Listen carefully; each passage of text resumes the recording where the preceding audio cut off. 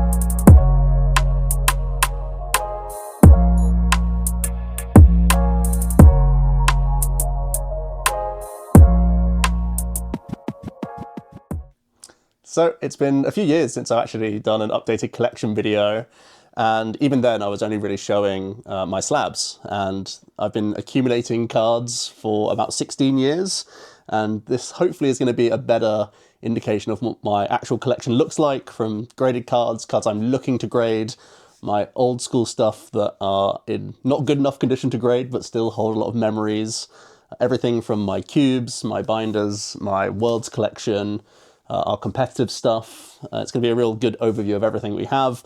And of course, we're starting off in our home here, where there's lots of binders, a few graded cards around, and yeah, all sorts going on. So we're going to go through a few of them today.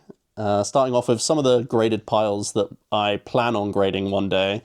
And it starts off with World Championships cards. A lot of these are different language championship festivals, or champions festivals, I should say.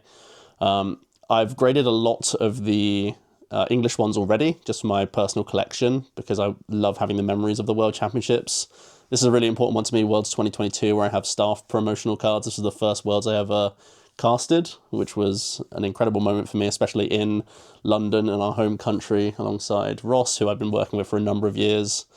Worlds 2016, my first World Championships, and one of my favourite promos actually as well, because it has the Kanto starters, which is incredible. And every year, of course, there's different artworks for all the championship festivals. Some of them I have still in English and still to be graded, especially the more modern ones. This is 2022. And I basically haven't graded any cards since, I think, around COVID time. So I've got a lot of like the most modern stuff, all in grade fit semi-rigid sleeves, so that they're ready to grade more than anything. So my collection is a mixture of vintage graded cards, as well as some like mid-modern cards to grade, but then the most modern cards that we've seen from the recent sets, I think like from the tag team sets onwards, are yet to be graded for my personal collection. And then Paradise Resort, of course, the more modern introduction, because apparently even Championship Festival was too playable, so they've had to make it even worse. But just a handful of some of the cards that I'm yet to grade. You can see I've got a box going of just even more cards that I plan on grading. For example, Umbreon VMAX actually pulled this with Randolph Pokemon in a video where we were promoting the new set Evolving Skies at the time. We had no idea how valuable that card was going to be. We opened two boxes. The first box we opened off camera, and we pulled the Umbreon VMAX, and then we pulled much worse cards of the actual one we recorded, which was quite funny. Rayquaza VMAX, definitely an awesome card. Lots of like hyper detail going on. Just a few highlight cards, really. The Special Delivery Charizards are always cool ones. We've got the Pikachu with the grey felt hat. I suppose a very controversial card. But yeah, it's cards like this that I have stored ready to grade a lot of the time. This is just from pulls in Japan when we were out there for the World Championships. So I plan on grading lots of these cards.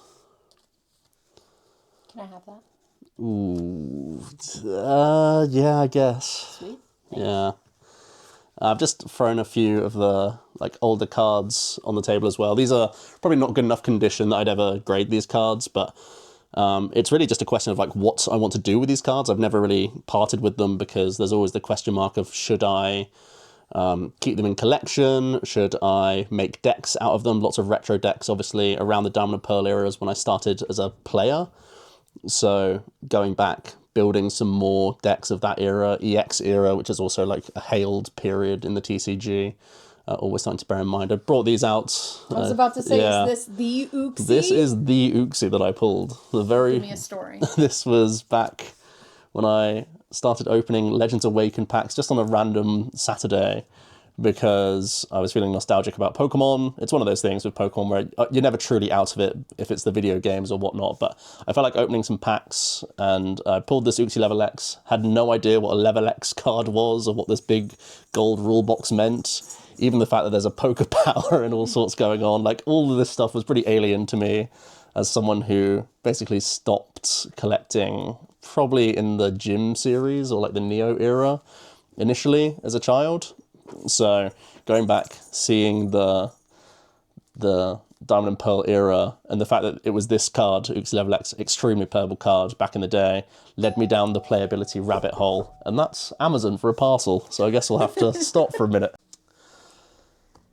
So yeah, just going down the rabbit hole thanks to this Uxie Level X really did change my trajectory in the TCG. I may never have even found the trading card game and fell in love with it if it wasn't for pulling this card. So definitely a fateful card.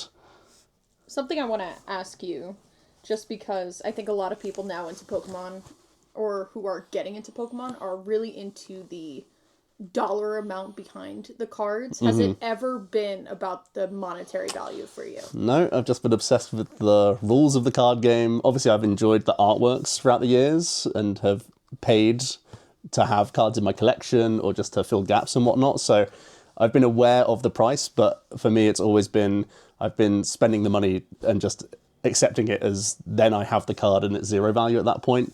And I know obviously the prices have gone up and maybe that's been an indicating factor of why I've graded additional copies of cards and whatnot, not just for collection, but ultimately that they can retain their value. So there is some element of it, but ultimately this entire time, 16 years, I've been opening packs. I've wanted to open packs, collected what I wanted to collect, and picked up playables throughout the years. That's how this collection has come together, and that's why there's lots of gaps all over the place and it's a bit chaotic. And if I didn't pull certain cards in certain sets, I would just move on and accept that I wasn't going to get the card, because there's always going to be another thing to chase in a couple months' time if you miss the thing that everyone's going crazy over. So that's been my mentality going through. But of course, it's always nice to complete sets as well, so sometimes you have to bite the bullet and get some cards. These Venusaurs are pretty funny. They're absolutely horrific cards, but in the old YouTube era, when I started getting down the rabbit hole, one of the first things you would type in is how to build a Pokemon deck. One of the first things I built was this atrocious Venusaur deck, where it was literally like a 20 energy deck. Someone was doing a video saying that they were good at the game or whatever, and they showed off this Venusaur deck that, looking back, is absolutely atrocious. But that was my first attempt ever of building a deck, thanks to a YouTube video. So I've still always been very tied into YouTube in this whole thing as well the whole time. I definitely idolized YouTubers, and it was my gateway into the game in the first place, both in a collecting and playing standpoint. So YouTube is also just a big part of my collection, my journey, and also, of course, I'm heavily involved in it to this day as well myself. So yeah, lots of cool vintage stuff there. There's just a tiny handful of some of the retro stuff that I have. I was pulling a lot, like I was opening a lot of packs in the Diamond and Pearl era, Heart Gold or Silver era onwards, basically. I think my biggest gaps in my collection are around Gen 3 and some of Gen 2, because that was in between the period of I was collecting as a child and then I came back into it. So Gen 3 is really the biggest gaps in the collection, I would say. So as with most collectors, I think binders are a massive part of anyone's collection, and I have tried to keep up with set collecting this entire time. There are obviously gaps all over the place, especially as I've separated certain cards for certain decks or playables as you go, and then also, ever since I've started balancing grading with binders, it's meant that I've had like big gaps in the binders as well, which I'm still kind of so-so about. I would have really loved to keep the entirety of my collection all in binders, but I think just for preserving the condition of cards, I still think it's really important to get some of the things graded. And ultimately, I think I like the way, personally, some of the graded cards look in Slabs. I think it does show off the holographic pretty well, and there's no concern of you damaging the card at that point. So the binders aren't all complete, and a lot of the time I'm going to have mostly non-holos in the majority of my binders. In modern sets, I still have hollows and whatnot as well. You'll see there will be gaps here and there. This is the Japanese vending, or no, yeah, it is the vending series, 1, 2, and 3. And as someone, like, my main mentality around binder collecting is that you get to look at so much different variety of artwork. It's why I personally love the vending series from Japan, as well as the Japanese exclusive VS series that never came to the UK.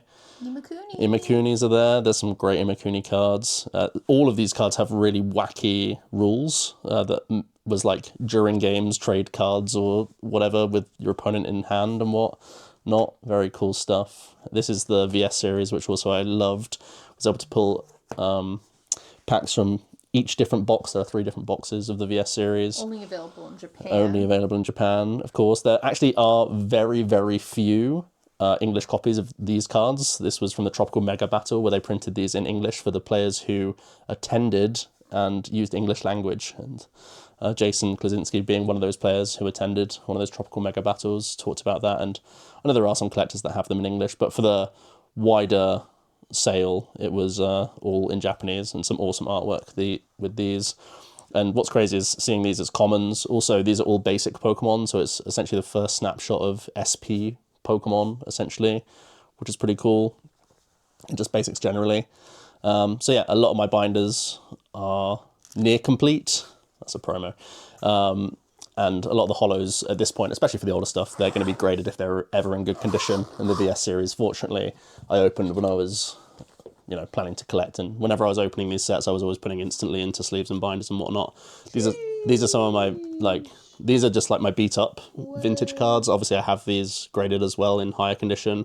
These would have been my school copies, essentially, when I was younger, because I was definitely into trading and collecting in the playground when I was a kid. But yeah, starting from base set, this is just base set unlimited, not Shadowless or first edition, because it was very hard in the UK to get Shadowless or first edition, because it just simply didn't make it out here so easily. And for the WotC era, I would go for the first editions of all of these. So these are all first editions? These are all first editions, yeah. For as long as they did first edition, I collect first edition sets. I have them in unlimited as well, obviously, but these are all gradable quality, honestly. They're all really, really good. Slow it down for me. Going so fast. Slow it down. You have some prizes in here. I initially had all of these in 3-ring binders, but then I pivoted them to these binders. Let's go back here.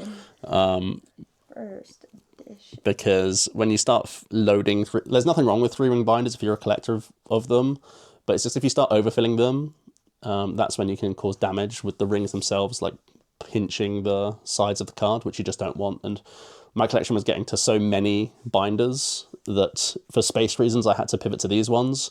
Also, they have a zip, so there's no dust getting to the cards, which is really important. And yeah, you don't have to worry about overstuffing a binder like this because it's a fixed amount. So you're never going to overstuff your collection and then end up damaging your cards by mistake. But yeah, every set that comes out, I'm trying to fill these Voltex binders. They're all the same binder up there. So yeah, at the moment I'm at 60 or 70 or so binders, still filling them up as I go, trying to collect everything I can. At some point, I'm going to have to do a re-inventory and figure out the gaps and try and fill those a bit more seriously. But at the moment, just the way my collection is, a lot of them are in cubes or decks or set out for GLC or all this other stuff, and graded piles as well. So a lot of the binders will have gaps in them, not necessarily because I'm missing the cards, just because they're somewhere else than the binders.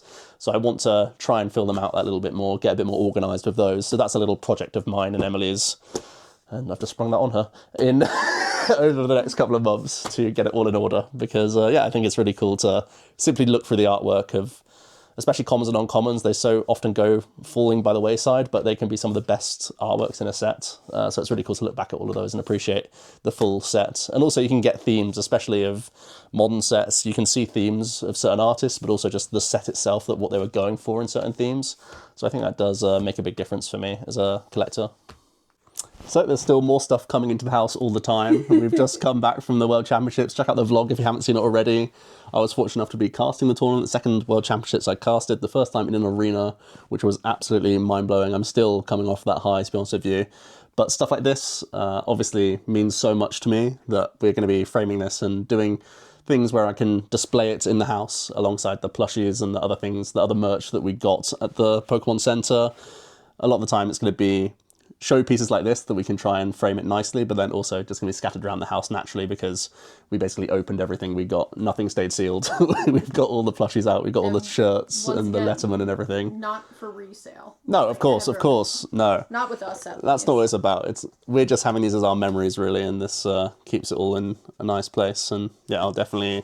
The mat is really goofy, but I think it's a really cool one. I do like the Toad School a lot. So a big part of my collection is going back through the World Championship decks. I think it's a really cool way to look back at the format. I'm definitely a student of the game. I wasn't playing back in 2004, 5, 6, 7, 8, 9. So it's really cool to look back and see how different decks were back then to now. And it's a great insight. Even now, I think you can see elements of deck building back then that can be transferred into deck building of today.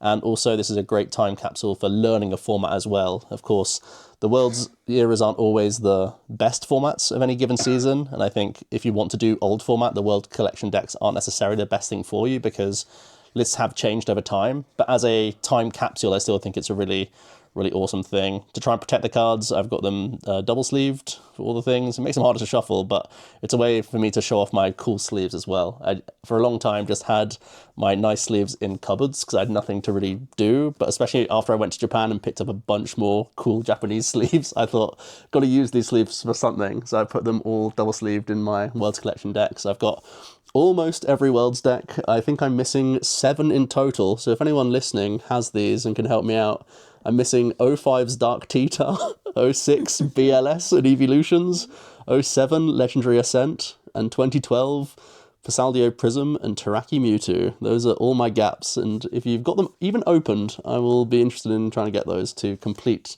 the World's collections for all of the years. Obviously, it started in 2004, this great idea from TPCI to really commemorate the players, and it's still a dream of mine one day to have a Worlds deck printed. I think everyone wants that as a collective, as a competitive player, to really get yourself eternalized in a deck is one of the coolest ways, I think, to show off a player, and just know that people are having tabletop fun playing the creation that you made. And of my favorite eras, I really like playing 09, I really like playing 2011, even though I don't think that format's that fun. I think it's cool as like a casual format. I think 2015 is fun.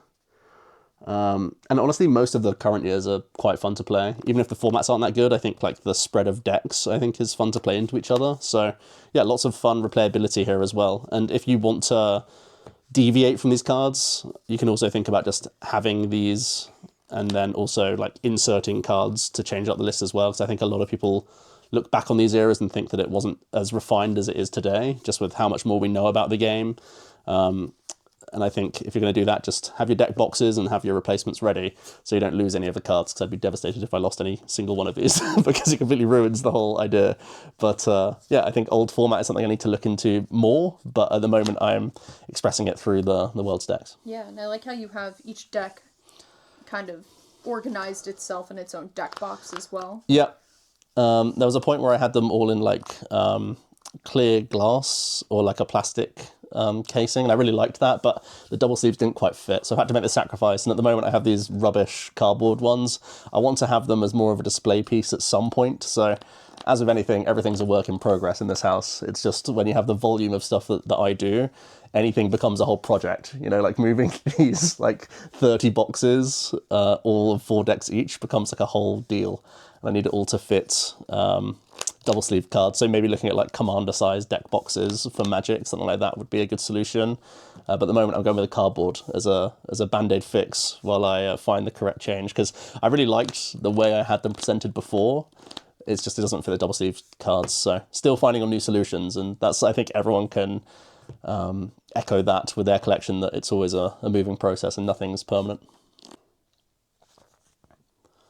So my journey as a player really began competitively in 2016. That was the first World Championships that I attended in San Francisco. So really looking forward to going back to there, hopefully in 2026, in one capacity or another. Would love to be in that venue, especially with the stage now. being a great draw for every collector, and being there this year makes me want to do it even more so. But I have such fond memories of all of these World Championships. 2016 was the first time I've been to the US, period. And then every time it's been a different city, a different theme. Every different World Championships has brought so much different to it. The only one that I didn't attend was Hawaii, which is a bit of a sour story, but every other time I have loved going to these different locations with a bunch of friends. And I think every year there's been something different that I can think back fondly of. I think Japan obviously stands out as being like one of the most incredible life experiences that I had. Spent a long time there, a couple weeks, and everything around the tournament was amazing, but I also just have so many incredible memories that were just me and my friends traveling around, exploring Japan, and just having an absolute blast. So those are going to be really treasured memories forever, I think. Well, Joe isn't the only one that's actually been to Japan, and I finally get to talk to you guys about my small contribution when in the kind of greater thick of it when you think about collections. So I went to Japan in 2016 as part of my college's study abroad program. I stayed in Kyoto. I think, in my dip of liking video games at this point. I wasn't exactly like the biggest video game person. I think I was more so like playing PC. Like I think I was really into League of Legends at this point, but I still, of course, loved Pokemon. I'm a 96 kid, so because I grew up with it, it's just something that's always going to stick with me. So I do have one of the Pokemon Center exclusive kimono Pikachus. Just like Joe, like I never really thought about selling these Pikas, like the ponchos especially. A lot of people would say like, oh, just flip these for money. I have never thought about selling these Pikachus. Since I moved to England, my Lugia's in not great condition. We definitely need to dust her off a little bit. But these three Pikas I've had for almost now 10 years, because it's been almost 10 years since I've studied abroad. And once again, never thought about selling them. I didn't get any of the cards before you asked, the poncho cards. I really wish I did. But like I said, at this point, like I wasn't playing Pokemon TCG. I think like my competitiveness brought me to other esports, but I still very much, of course, love these plushies more than anything. I think Joe and I are going to try and go to Japan within the next couple of years. Try and get our run back there, spend some time over there, because we're going to go card hunting. But yeah, Joe has more Pikas obviously in the case as well, our entertainment case. And we also have some cool trophies that we may want to talk about in the next part, Mr. Winner. There's the next part. So these are what champion trophies used to look like back in the day. They're not really glass, they're like an acrylic-y type thing. I don't know what you'd even call this. But yeah, 2016 was my first regional win from London. I played my own homebrew of Vespiquen Yveltal bats. You can still find the video on OmniPoke about how I came up with that rogue strategy. Essentially, the idea was to beat Night March and beat Toad, because that's what the UK was playing at the time, and we had basically week-to-week regional championships, so you could make a metagame call with good confidence, and it worked out for me on that weekend. That was less than 100 people back in the day. Regionals have changed a lot. So like a glorified League Cup win, but still made a big difference to me in terms of keeping up with the competitive scene. 2016, I was definitely very competent as a player, and that's when I was really starting to travel up and down the country and really became closest friends with a lot of the friends that I still have today, going from week to week up and down the country, playing in these tournaments. In 2020, a more recent victory of mine, this is a special championship, so it's a regional trophy, but it's actually a special event that I was able to win, and that was with Pikarom. Pretty good deck. Basically just played one of the Bediffs at the time, and made a few changes to the deck, but nothing too special. I did beat some good players along the way, though. I beat Robin Schultz, I beat... I can't remember, Raz Wolp now as well. I beat Josh Van Overshelder, Zapdos TCG in the final, so beat some cool players along the way. And yeah, I had a pretty decent run. It was also, I was crashing out majorly like a week before the tournament, being like, oh, I'm not even going to go, this format's terrible, all this other stuff, and then I ended up just playing the Bediff and winning, which is kind of funny. But there you go, how things can turn out. And yeah. Do you think most people know that about you? What? If people thought of you, they wouldn't think of regional champion first. They bloody should. No, I don't know. I mean, I've always been content, I guess. so they don't think I'm that good of a player, which I think is very He fair. has Like, accolades, like, people. like I've played long enough to know that I'm not a top tier player, obviously, but also I've only played in like a handful of ICs. I can only play in so many regionals each year, so I have less opportunities than most, I would say, which also kind of disrupts your flow. And also genuinely, and I think even Azul's talked about this recently, that content creation does step on the toes of being a competitive player, just because your process is different, the way you approach the game is different, the way you practice and the way you talk about the game is different. And especially I've always wanted to be as open as possible with my information sharing, that you can't gain any competitive advantage if you're sharing everything that you think you know about the game, if that makes sense. But yeah, I still hope that, I've had some decent runs last season and crashed out in day twos, but like that's mostly been matchup variance, I think, rather than like my personal play. And I think if I continue to attend majors, I could still end up making top eights here and there once again, even though the game has changed a lot since back in the day. I think I'm still strong enough of a player to do that. And obviously I'm going for the World's Invite this year, so I'm putting more focus in as a player than I have over the last couple years. So hopefully I get my hands on a medal, because I haven't got a medal yet. I've only got these old trophies, these dusty trophies instead. So we've carved out a bit of the room to be all collection based, really. You can see just the wall of the binders really there. Again, lots to be sorted out among these, and it's a project that's ongoing. Also got a ton of just sleeved cards. These are going to be like holographic cards, again, more of like what we had to show, just the vintage stuff in here. These are probably going to be ones that aren't good enough quality to grade, but still either cards that I had when I was younger or picked up since when I used to like buy collections as well. Tried to be organised and separate and label stuff. Still an ongoing thing. Every now and then I'm going to make changes to that, but I try and sleeve up even revs, popular species, even if they're commons and old commons. I think it's one of those things where I've collected for 16 years now, so things that I thought were like a penny at the time and now worth a lot more just because I sleeved it and it's stayed in good condition for 8 years. So you'll be surprised to see all that. But then I've got a lot of slabs here as well. Over the last, during the COVID years, I did a lot of grading of stuff. Everything. I think a lot of people were trying to buy shovels because there was so much gold coming into the game. And I was one of the people that decided to just grade a bunch of things and just say, let me just secure the condition of these cards when I need to.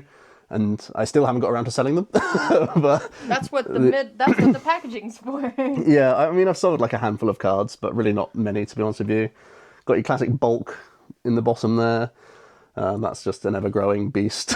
we don't talk about the bulk. About the bulk in our house. Lots of sleeves, and this is more just like graded stuff, or stuff to grade.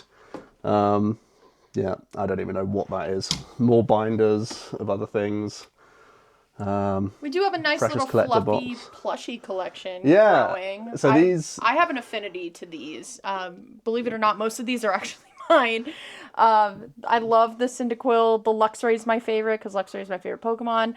I love that substitute doll. I got that substitute doll at San Antonio, where I lost 2 win-ins to day 2. We don't talk about that. But it's one of my favorite plushies ever. And then Joe has a Quag. Quag and the Claude. We love Claude.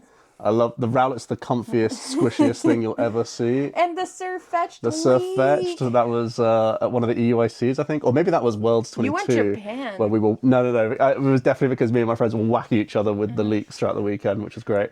Monkey Dory, the goat, bought that at NAIC the weekend he started to pop off. My favorite thing, the blue shell. And the blue shell isn't necessarily Pokemon related, but it's still Nintendo, and you just chuck that at people. Underneath that, we also have a couple of the regional mats, but some people collect those, some people don't really. I mean, I'm just using them to cover the tops of the cardboard to stop dust getting to cards. Once again, we're not really like a selling bunch of us, but Joe does collect literally everything. ETBs all the way. A lot of this is just... These are pins. Well, these are his casting pins. Ooh, these are different. Casting pins. There's your pin, the Murkrow from Worlds. Yeah, got a whole tin of pins. Oh, I can't wait for this one. The Gimme the Ghoul. Yeah, you got Dragapult. I've always tried to have competitive Pokemon for the pins. So when I've searched for pins, I've always tried them to be meta relevant. Because I'm sad like that. But if ever you see me wearing a pin, it's because I think it's a good play for the weekend or that it's going to win. So that's always my hint. Yep. Yeah. So we've made it to the kitchen. The Pokemon This is our kitchen. the Pokemon stuff doesn't stop there. These are lots of posters. Obviously, again, Yokohama was just left such a big impact on me that I wanted to have a lot of those posters up. And I think we're up to date on the region posters. I don't think they've made the Gen 9 one just yet, so I think we're up to date. I just cherry-picked a few of the slabs that were in the living room out just for some nice highlights. Again, like, these are all ones that I have in my main collection, obviously, but these are mostly duplicates, to be honest with you. You hear that? Yeah, everything that you've seen so far, slab-wise, is a duplicate of my actual collection. And a lesser value. Yeah, they're mostly the lower grades of talk the about cards that I these two have. first. Yeah, black and white. So these are the OG black and white secret rares. And obviously they've had a new homage in the latest Black Bolt White Flare expansions. And they're looking pretty cool. The Lugia's awesome, definitely one of my favourite arts. This is a Plasma Storm artwork. Insane. Some people will have a massive go at me for grading some of these primes, especially the likes of like Celebi and Magnezone, because they were Why? really playable back in the day. So people certainly want to free them from their cases. But interestingly, these 9s are ones that I played with back in the day. So it's still possible to, you know, as long as you were sleeving your cards as you were playing with them, they're not going to get too battered. And this is one of the joys of having slabs. You don't panic as soon as a cat jumps on the table, because you know that your cards are still going to be pretty safe. Well, let's talk about these while we're here. Yeah, so these were awesome products from Pokemon. I literally love The these. ponchos. Yeah, my favorite. I have had cards stored in them at the moment, but I just haven't figured out what I want to store in here. I think these are a perfect size if you have like 3 or 4 decks to travel with.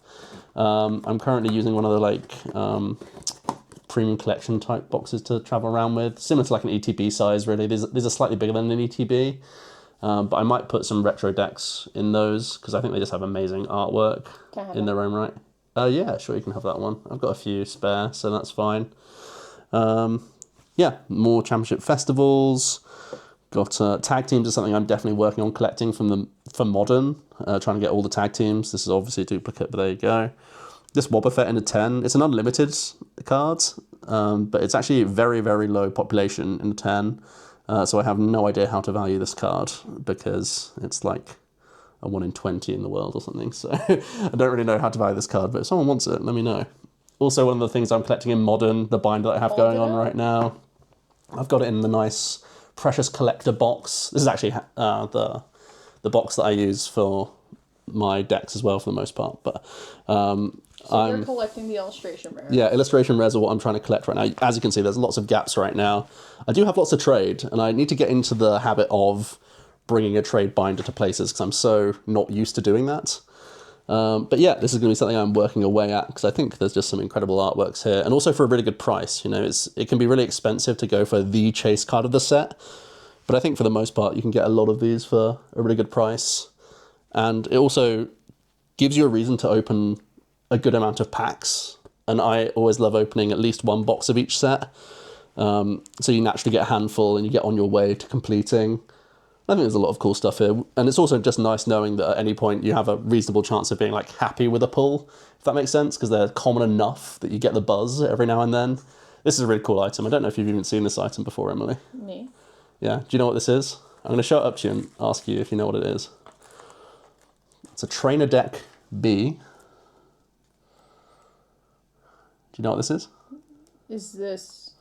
Well, it's a deck. It's a Wizards of the Coast deck. It Is it a is. learn how to play deck? So, yeah, that's basically what it is. So this would be given to league leaders to teach people how to play the game. It looks so new. So there's a Trainer Deck B and Trainer Deck A. I'm pretty sure Trainer Deck B, so this is Misty's deck. There's Misty's and Brock's was how it was. So in here, there is a Blastoise, a base set Blastoise that has a red border on it.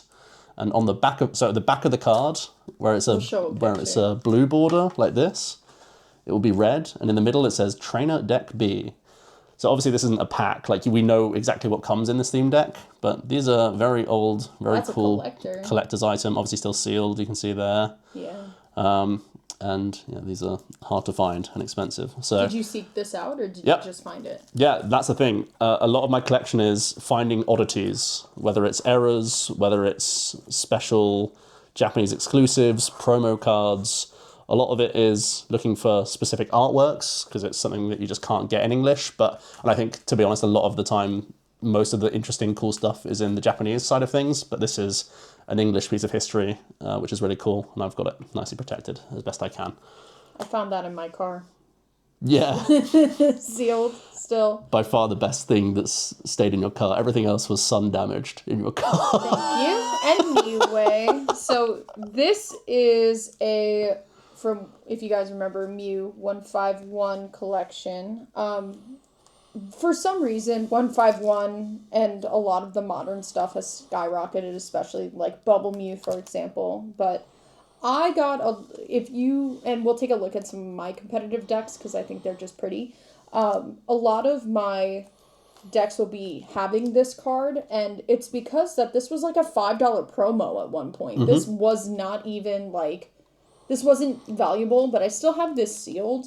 And when we talk about what I'm collecting, I'm hoping that I can go to a card show, which we do plan on making a video for, and hoping to trade this actually for one of the cards that I need towards that collection, because I think the trade value on this would probably be pretty high. But that's it for the downstairs. Any more closing remarks on our downstairs Pokemon home? There's still more space on the walls to put even more, I think. So that's always good to know. Well, let's head on up to the offices.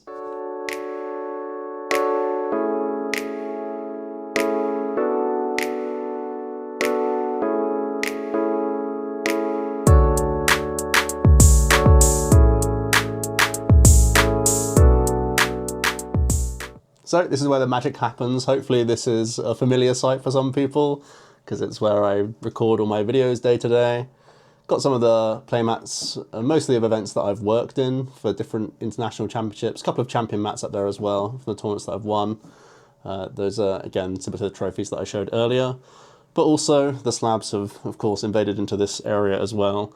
More again, slabs. lots of slabs. Yep. If you didn't know, this is a great tip actually. If you didn't know, open ETBs fit PSA slabs very perfectly. When I discovered that, it blew my mind and changed how I could actually store a lot of this stuff. But yeah, Emily just picked out a few of the cooler ones that I have. Again, these are mostly all duplicates or like lower grades of cards that I have like since upgraded, like 9s. Like there's nothing wrong with 9s, and I actually think if you're a collector, 9 is like an amazing grade to pick up because you get good bang for your buck, whereas 10s really are just for, I think, mostly investment purposes, whereas 9s I think you can get a really high quality, good looking card for your collection.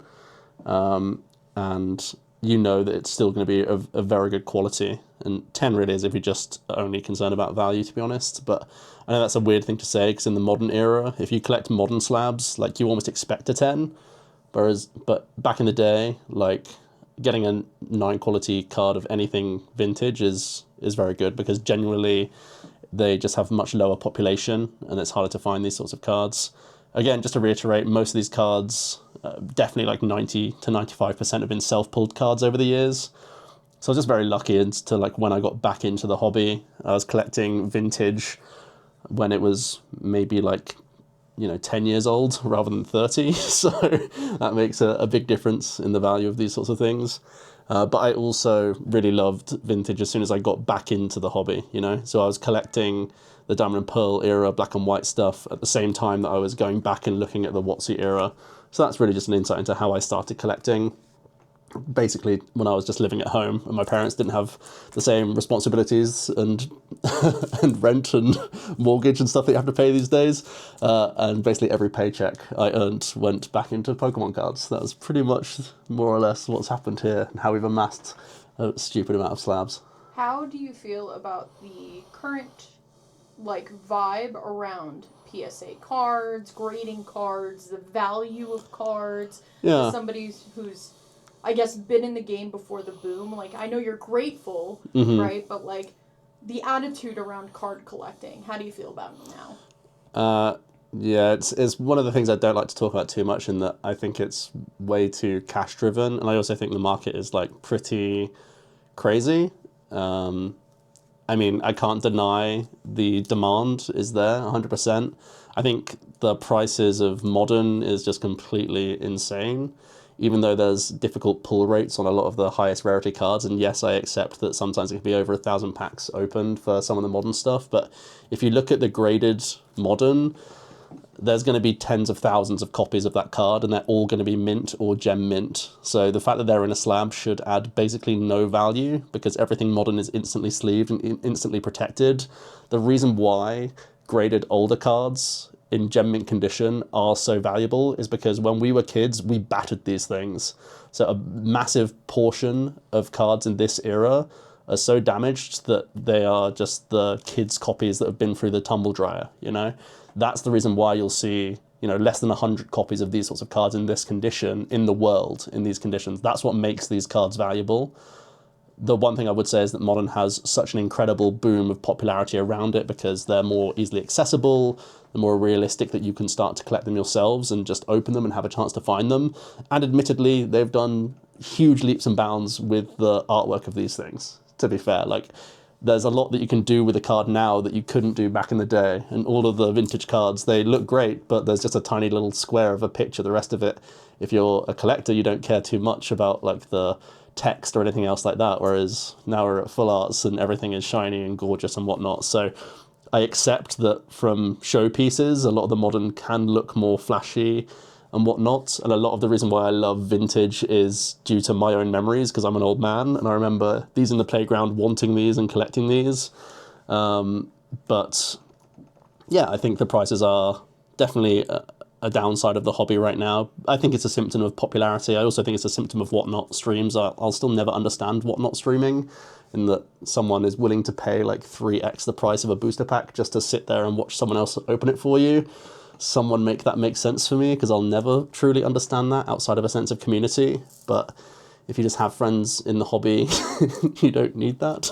I don't know. It's weird. I'm still never going to get my head fully around it, but ultimately I'm a beneficiary of this because I was able to accumulate a massive collection before these prices hiked, and you know, it's helped me buy a deposit on this house. It's helping me still today with real life things, you know, and my future is a lot more secure now that I have this ridiculous collection to fall back on if anything goes awry. So I can't doubt it too much. And if ever I get around to selling any of these things, because they've been gathering dust for years, I'll be thankful for getting in when I did. So I don't have 100 slabs. I don't have $1 million in revenue in slabs or whatever Joe said. But I have heart, and that's what matters. So I think it's important to note, for me coming into the hobby, I came in into collecting right after COVID, and I was going for, in the beginning, so I started collecting right at Brilliant Stars. No, maybe a little, right when the Evolving Skies hype had died, because my first pull ever was, and out of like the first booster pack I ever got, I was sitting at a Smash tournament, a lot of people were buying packs, and I was like, oh, I'll just buy one, is I pulled a Leafeon V alt art, and ever since then I was hooked.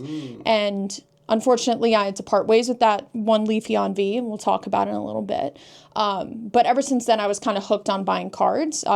Luckily for me, I had a well-paying job through COVID where I was able to work at home. So I had a surplus of a lot of money. And I'm not exactly the most financially smart after you see my decks. But I was able to start on a pretty cool collection.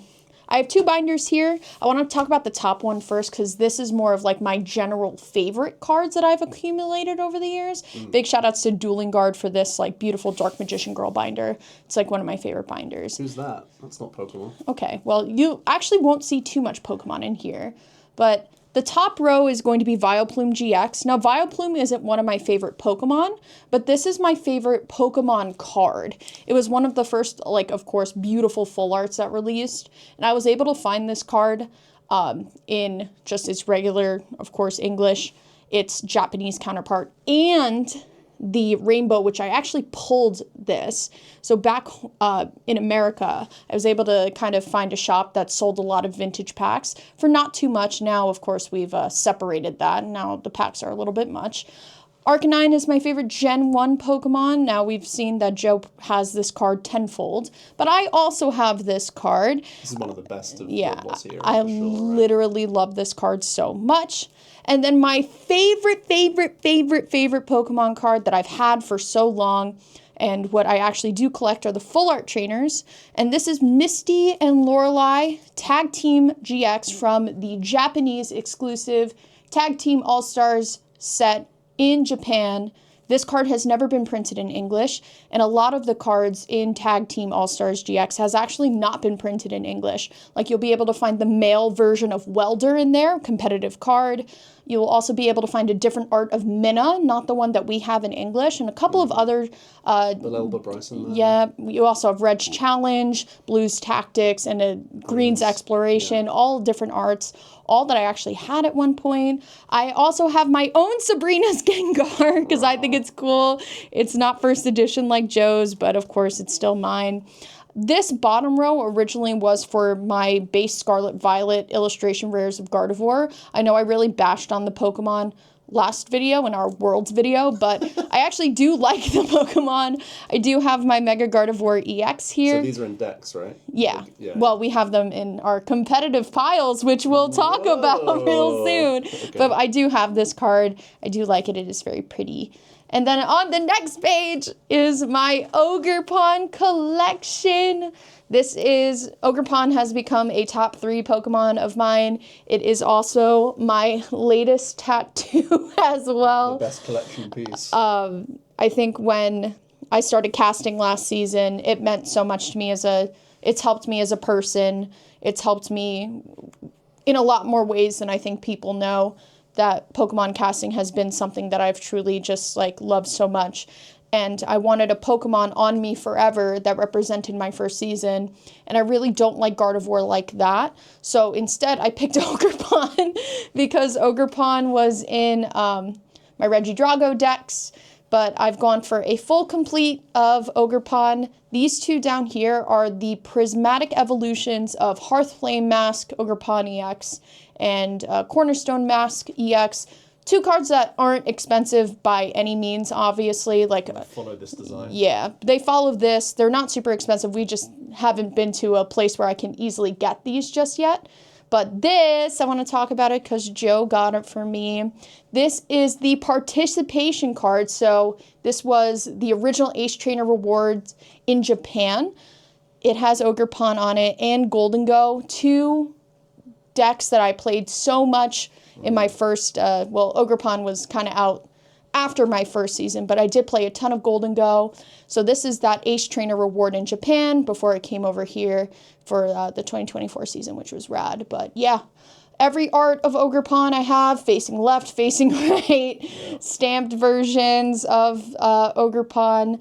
I do have some other, I just got the play stamped Teal Mask Ogerpon as well, and I'm just missing these 2 for the page to be completed. Now, on the left page, these might not look too crazy, but this is my homage to my first season. So every rotation, I'm going to make a new page in the binder. The top row dedicated, of course, to my favorite deck, Miraidon EX, when it was playing with Vs. Of course, that Raikou Vs and Raichu were very, very popular in a Miraidon deck. But my Magnezone V will always stay there because I did play Miraidon and Magnezone V-Star at my first regional, Hartford 2023. The center row is going to be dedicated to Regidrago V. Honestly, I loved this deck. From the moment it gained popularity after NAIC last year, I picked it up and I played it feverishly. And the first deck I ever played in the Pokemon TCG is going to be that Arceus V and the Inteleon package. I didn't understand what I was doing at all with that deck, but honestly, I still love it. I owe this card and this deck a lot. But, of course, my bottom row is dedicated to my Golden Go Palkia package that I played for a little bit as well. Alt-Art, Astral Radiance, Palkia V, and then, of course, my Alt-Art Palkia V-Star from Crown Zenith. And this stamped Greninja, which I was able to pull when I won my first challenge. So I still love that, card so much. I think... For me, what I'll probably do, I probably won't keep all the extras, and I had 2 of each. I was in a tough financial situation last year, so I did sell all of my duplicates, but I honestly like the idea of just keeping 1 copy and then just selling off the rest to other people that may want it or collect it, because I think it's a good idea. Might end up doing that through each rotation, we'll see. I was going to say, what's next? What's in the next rotation? Miraidon. Miraidon, That's really sad. Enjoying the Vs. I don't want to talk about it. Anyway, next page is going to be my little vintage little pop. So I have like a big affinity for gym heroes as a set. I really like the trainers Pokemon, the OG. Erica, Sabrina, and Blaine are my favorite gym leaders out of this, but also, of course, Dark Espeon, super rad. That's a super cool card. Giovanni's Persian, Erica's Clefable, like all of these like trainer Pokemon. And then I do have a first edition Light Togetic, which is really cool. I just really liked it. Wasn't too much at the shop, so I thought it was cool. And then my favorite Pokemon guy in the middle. Joe ended up putting this page together for me, and he actually put himself in the middle, and I just never changed it. So, more vintage on the other side, but this is more of like vintage commons. Pre-release?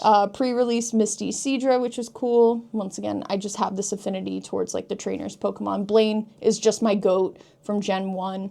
And then these 4 cards right here are actually some of my childhood common cards that I had from Neo Destiny. First edition, there's the Psyduck and Girafarig. I love the clay cards a lot from this time. They were really rad. Still making them. It's true. And then my 2 Schlurps.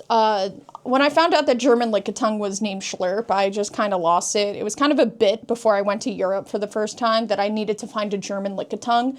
Big shout outs to my friend Prin, who gave me this card. But also someone at EUIC actually came up to me and gave me this German Lickitung.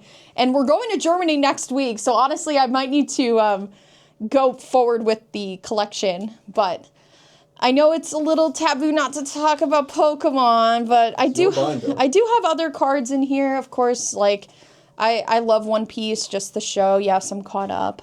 But I did also have a quick little fling with the Final Fantasy Magic the Gathering set. So this is the Alt-Art Buster Sword. It's not the holographic version, but I do love Lightning. I do want to find the Stay With Me version of one of the cards. It's like a full art. It's beautiful. But of course, those prices are super inflated right now. Magic the Gathering, a much bigger game than Pokemon on the competitive side. So that card is near impossible to find right now. But I do love Dark Magician Girl, obviously. So I do have a couple of her cards down here. And then these are going to be some of my unfinished pages. So these are just V cards, alt arts that I really enjoy. I love the Garchomp V with Cynthia. I actually played this card in my early Regidrago decks because it kind of resembled Kyurem, and I wanted to learn how to play around Kyurem, where you were able to just like snipe on bench. Mm-hmm. It was so not optimal, and no one ever listened to me about that, but whatever. I have my miscuts here. So my miscut Arven, my horribly cut Pidgeot V. I pulled this Arven actually in a pack. I sleeved it and I haven't got rid of it since. It's super pointy in the corners. I've had offers on it, about $40, but not worth me getting rid of because they're just super cool. So if you have the other side or if you have the sheet, let me know. Oh. Love the puppies. I have a Neopets Battle Dome card in here, the Poogle. Which is a fun game that, you can play sometime. Luxray, of course, just another one of my all-time faves. So, of course, there's a page for it, but that is my Luxray page. Some of these cards have been given to me. Some of them have been just cards I've picked up. I've played Luxray V in decks. So, it's just, I love the big lion cat. Good buddy. And I've gotten inspiration from Joe over the years, so I also really like the Mareep line. So I have a couple of like specialty cards in there. Honestly, some of these are just Joe giving me the cards because I said, ooh, pretty. And he's been nice enough to give me these. My Dynamotor Flaffies that I really love. My Brilliant Star stamped Flaffies. I did play Flaffy up until it did rotate. My favorite evolution is Flareon because it's fluffy and cute. I do have this card. I did pull the Prismatic Evolution stamped Flareon. I'll never deck it. I just love it too much. But yeah, looking to fill more of these Flareon pages. Still some more like trainer in their Pokemon. Like I said, this binder is super not done yet. but just, you know, I want to go through like some of my favorite Pokemon lines. So like, Your favorites? yeah, honestly, Togekiss is just like such a cutie pie. I don't really like Togepi, but look, I think this Togetic art is really funny because he looks just so derpy. he's just a little guy and a little friend. You were laughing for a good minute. Oh my god, Just at so the artwork, funny. like But that's the slapping end your of knee. this binder. So this is just like some of my faves that I really love in this binder. But it's time to talk about my is the pride. big one. This is time. I might get a little emotional here, but if you follow me on Twitter, X, whatever, this is my full art trainer collection. So once I calmed down from buying just like a lot of like everything, honestly, it came down to a point where I was like, oh, I'm going to get the best card in the set. And as Joe explained a little bit earlier, sometimes it takes 1,000 packs to do it. But it started with the first set that I really sat down and collected was actually Pokemon Go, weirdly enough, because I really wanted the Mewtwo. And then I pulled it within like the first Radiant Eevee collection. And I was like, now what? So instead of just like going for the best card in every set, I've decided to like shift it to my beloved full art trainer collection. So right before Paldean Fates released, I actually had this complete. I was a game developer from 2021 to 2023, and I was really grateful for that time in my life. And then, unfortunately, my game studio ended up closing. I worked in the indie games, which was a lot of fun, doing community management, partner management, business conversations, a lot of that stuff. And it was like truly like the most blessed time of my life. Got to go to gaming conventions and talk to gamers and all that stuff. So I was really able to like go all out with this trainer binder. And unfortunately, after I lost my job, I didn't see the point of having amazing cards because I needed to pay my rent, and that was a little bit more important. So I did end up gutting a lot of this collection, and you'll see the points where I had to gut. So like a lot of the Ultra Prism cards, they're gone. But this collection has meant a lot to me because this has just been my thing. And honestly, now that we're back, I'm starting to build it up again. With my Prismatic Evolution pulls, I actually pulled Alt-Art Eevee, and I was actually able to trade it for some of the cards that you'll see in here.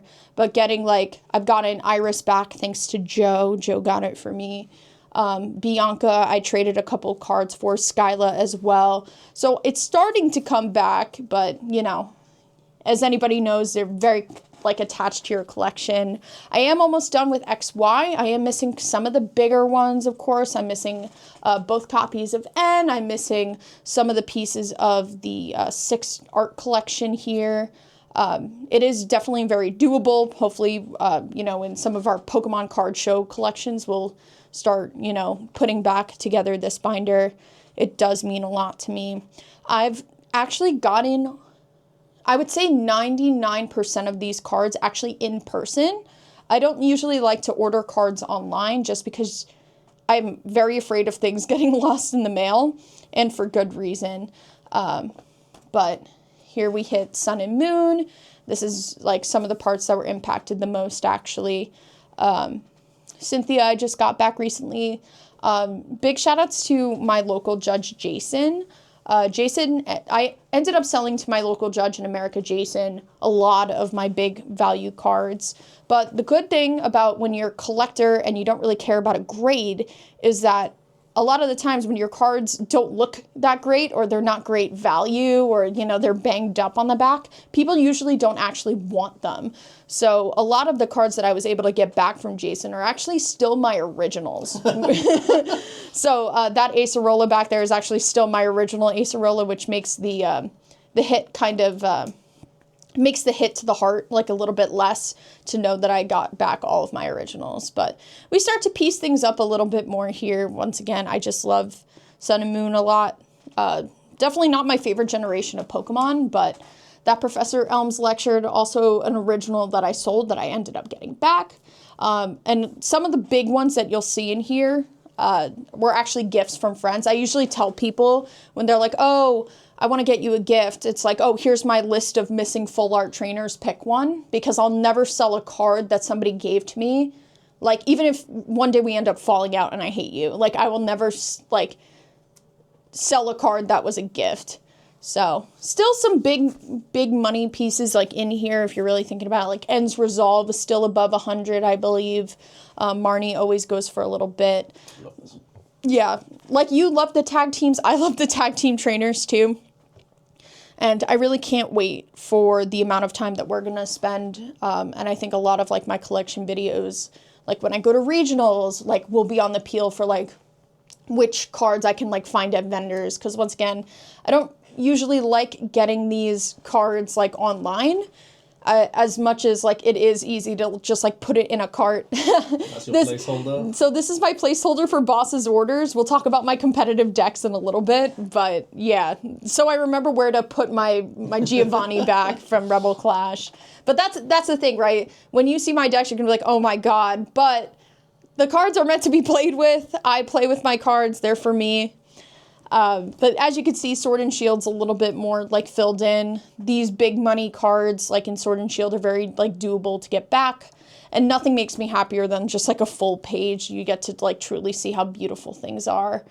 But this was around the time that I started playing. Like this is my original Melanie in here actually, which is cool. And like I said, just a full page just makes me happy. My favorite card, my favorite research is Professor's Research, the oak one from Celebrations. We have 19 of those, not even including the ones in the decks. But I have given a lot of like my life to this collection. It really does mean a lot to me. I think when Joe and I go to Japan, my goal will be to find all the Tag Team All-Star GXs. And like for a double page like this, to be so close to having like everything back just like makes me super happy. And once again, Sword and Shield, not that crazy. Like a lot of these cards, like Fantina, will be like $2-3 and won't even be that much. So definitely easier now for some reason to get into full art card collecting, but look at this. I recently just put these double pages back together. I was able to get my Friends in Sinnoh back and my Lisa Sparkle too, but just to have all of these cards back is just like, it just makes me like really happy. Hold on. And how long did it, the first time around to complete, how long did it take you? Even back then, were you doing it all in person? Yeah, I've always done it all in person. I want to say probably a year to a year and a half. Yeah, it's a real project, something like this. And that's, like, my collection has a ton of gaps because I can't be bothered to do all the legwork to fill those gaps. So it shows, like, the dedication required to truly, like, I've complete driven the hours, whole thing. like, up and down across the East Coast because that's where I lived in the U.S. Like, I drove up and down the East Coast, card shows, card shops, just going and finding a lot of these cards. Like, here's another double page that just makes me really happy. What I think is really good about this collection is that it gives you a good slice of history. It gives you a real challenge that's going to take you a long time to complete. Obviously, you enjoy the artwork of a lot of these, and there's a good variety here. But also, it means every new set that comes out, you have a part of it. You have a reason to keep opening the new stuff, and you have a reason to be excited every new expansion. And I mean, trainers at this point, they're always going to be a staple in sets, right? You know that they're really, really popular and loved. So you know that you can keep adding to this set by set, which is really cool. I'll put it to you this way, right? Mew EX, the one from Paldean Fates, Bubble Mew, is currently valued at $730. Think about how many cards I could fill in here for that amount of money. That's how I see it. Yeah. But that's the thing. You get a lot of joy even out of... It's more about the acquisition of the card than the price of them a lot of the time. Oh, and like I said, I've only sold parts of this collection because I've had to. Yeah. And we're working on getting it back. But like I said, like whenever anyone's like, oh, like let me buy you a gift or let me do anything for you, the only thing I want is cards back in this collection because it means so much. But we're definitely getting back into it. Like obviously Sun and Moon looks really sad because that's where you'll find like your Lilies, your Erica's Hospitalities, your Sabrina Suggestions. But luckily for me, maybe not for everybody else, but the full arts from like past Paldean Fates, like no one seems to care about them as much. So I've had an easier time getting like, for example, End's Plan, that one that you see right there is like a $4 card out of the new set. It's just the volume of packs being opened Right. these days, right? That's all it is, really. I think that's where we're at. Yeah, and only, I want to say 3 more pages in this binder back to back before we have to go again, which is kind of crazy. So you think you want to start Mega Evolution in this binder, or you start again in a... Because it's a new generation, right? It's hard to say. I will, honestly, what I kind of want to do is I want to decide... I think I want to start Mega Evolution, stop, maybe reserve the back of the binder for Tag Team All-Stars when I'm able to complete that. Yeah, I was thinking that would be a good way to end this binder anyway. The problem is Sightseer, Japanese exclusive, $500 or £500, which is more dollars than that. Erica's Hospitality, Japanese exclusive artwork with her with the parasol, £350. Like it's absurd. Yeah. But like I said, instead this gave me something to tunnel on, to focus on, rather than just, okay, well, I'll take the best card in this set. Like I pulled a Lugia V, and then it was like, I didn't play with it. It sat in a binder, and then I sold it. But I do love this thing. I'm very emotional when I talk about it because this was like a me thing. Like I would drive like by myself to different card shops to go complete this for me. So It's still going. it's still going, and we'll complete it one day. But of course, at the core, we're still competitive players. So this is normally where you can see the tabletop content that we do sometimes on stream. Which we plan on doing on this channel. And we plan on doing loads more on the channel, of course. And most nights we're up here playing games of some description, testing in some instances. At the moment, I've got some new format stuff that I'm trying to work on, trying out some of the new strategies. Obviously, Garchomp's one of the ones I'm paying attention to because it gains a lot from this set. So any given time, we've probably got 10 plus decks built between us for lots of the top tier stuff, and then things that we're also thinking about and experimenting with. And I think one thing that every competitive player has to have is some sort of organization for their cards, because myself and Emily have merged our collections recently for the playables, which means... That's how you know it's serious, by the way. Yeah, that's the biggest commitment I've ever made in my life. So, yeah, you've got to have some sort of system. And I put I always sleeve my hollows, no matter what they are. That's my card. That's your card right there. Because a lot of the pretty stuff is going to be yours. If it's half art, it's probably mine. But Emily much more magpies the golds and the pretty stuff. That's the one thing that we've differed on, is that I'm always a min rarity boy and she's a max rarity girl. But it actually means that we can have multiple copies of the same deck built, which is kind of cool. Emily puts much more pride into 1 or 2 decks, and then I want to just have access to everything, essentially. But what I do is I have open ETB boxes that I can just sift through, and it's always going to be playables in here. And I always want to have access to even the like questionable item cards, because you never know when a new set comes out. Suddenly you go scrabbling for random cards. You never want to... Yeah, and air balloon, exactly. So I kept my air balloons from way back when. I have a whole trainer box downstairs in the bulk. And that can always happen with trainers, supporters, even like basic evolving Pokemon. If ever there's a card from any set that has some validity to it, I'll probably keep it around for a few sets and just wait for something to come up, like Toadstool and Skrull, for example. I sort of like kept those around, so I knew I just would use them one day and then, hey presto, it starts working. But I always separate them with the ETB dividers, and then I've got my trainers, supporters, commons, and then hollows all separated by type as well. So in theory, it makes it quicker to just pick up and move cards. There was a time where all of my sleeves were the same sleeve, which made it really easy to put things into decks and out of decks very quickly. The main reason I stopped that was A, like you end up just having different colored sleeves all the time. But B, I started to like lose count of 60 cards every time, and then I'd have to recount the deck every time, because then you never know if you took one out and didn't swap it back or whatever. But yeah, I really like the system. I've used this system for years, and I think it's better than a binder system. It's just quicker. If you want to have a bulk of decks ready to go on hand at any point, and we're constantly like dipping between decks and like changing counts and whatnot, I think this generally makes it like a much quicker system. And I'm yet to be impressed by a system that's different than this. And I think the binder system generally just like wastes a whole heap of time even though it can like look good. When it's just about competitive, I think speed is the key. So what do you think of my system, Emily? Well, I've certainly gotten used to it.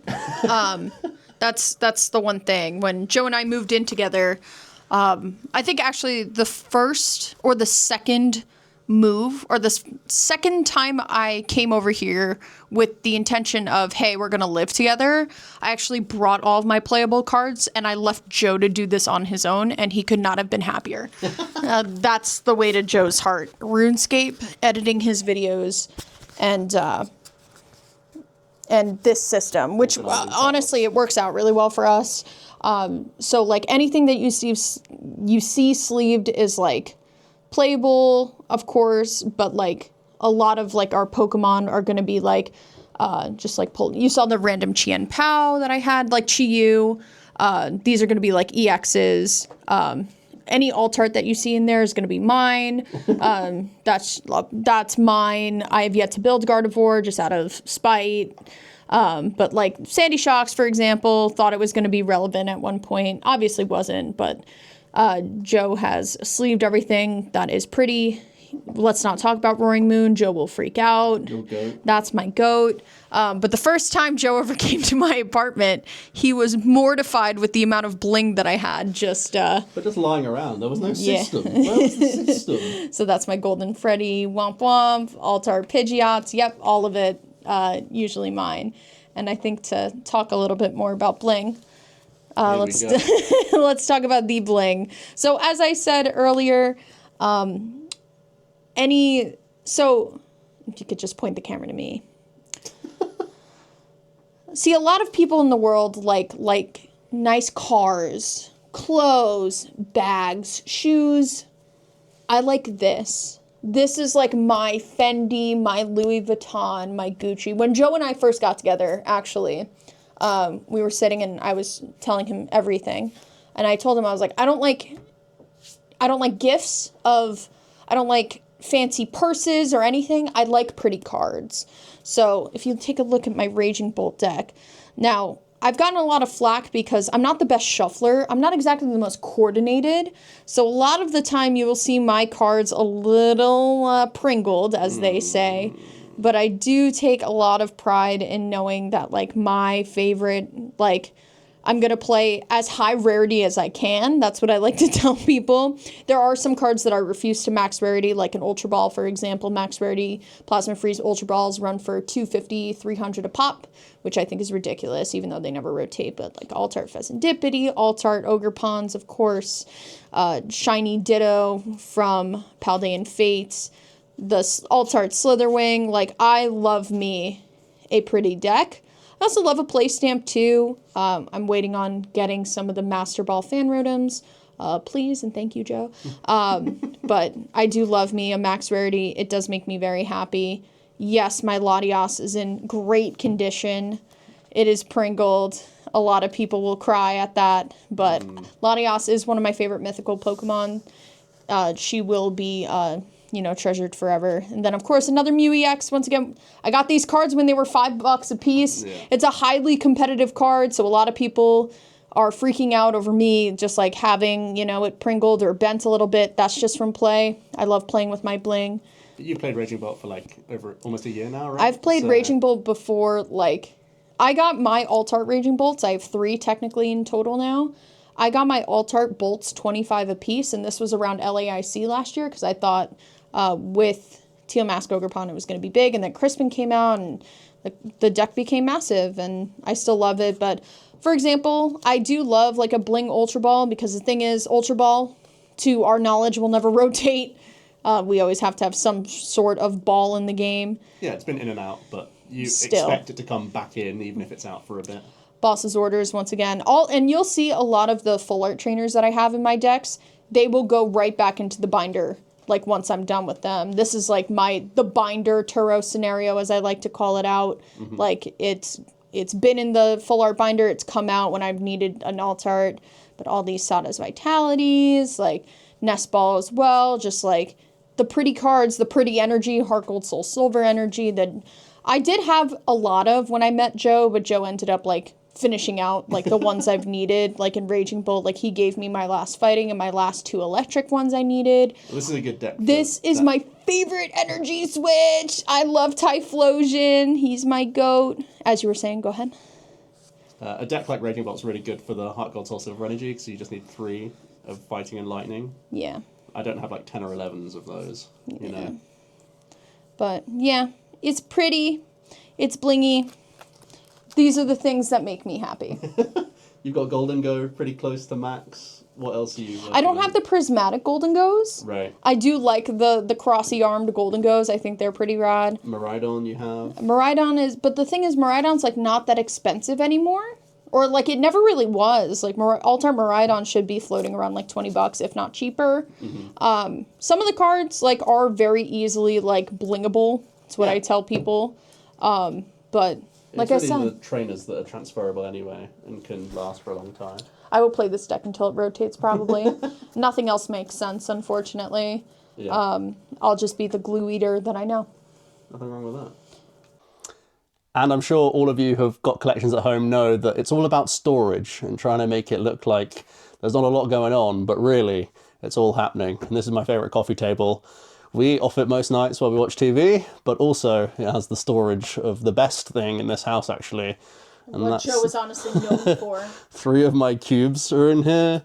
These are all the cube shells, so that when you're making... What is a cube? What is a cube? A cube is a collection of cards that you bring together to assort packs and draft decks from. And if you want to learn more about Cube, you can go onto the Cube Koga website or the OmniPoke YouTube channel, where I talk a lot about Cube. Because I've been involved in Cube since 2016 and have perfected my own cubes, drafted in all sorts of different cubes, and each different cube is a different experience, like a playing experience.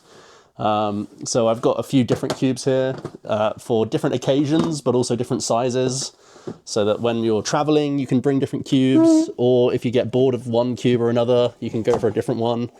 So I have 3 here.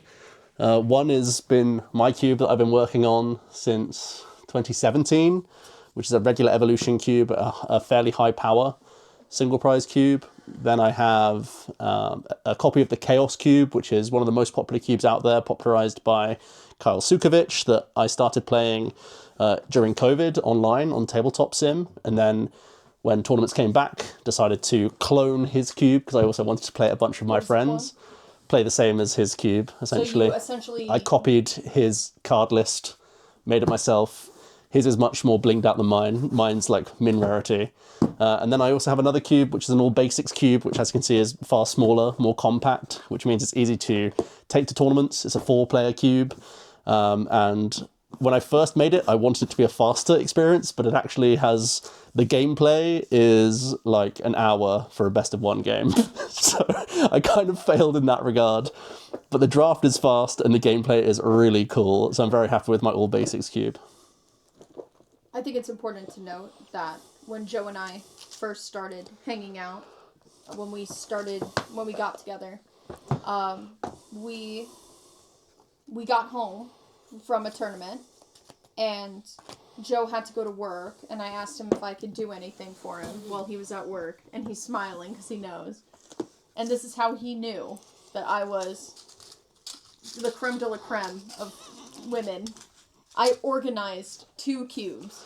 It was a lot of hard work, but I think... I did it by myself. Cube owners know that after every time you do a drafting session, if you want to make changes to your cube, or if you just want to count it all up or anything else like that, you've got to reorganize it and then shuffle it all up again the next time you've got to play with people. There's a lot of more admin involved in owning a cube than just turning up and enjoying it, especially if you do the cube shells like I do, and a lot of other people. It's becoming more and more popular. There's a lot of different brands that can do cube shells now, some really good ones out there. But I think organizing the cube is a great way to keep it up to date. For example, you can see in this cube I've got cards that I still need to add and change because I've got it online digitally on Cube Koga. But I need to physically go in, change the cards that I'm cutting and updating the cube, because I think keeping it up to date is always a really nice thing.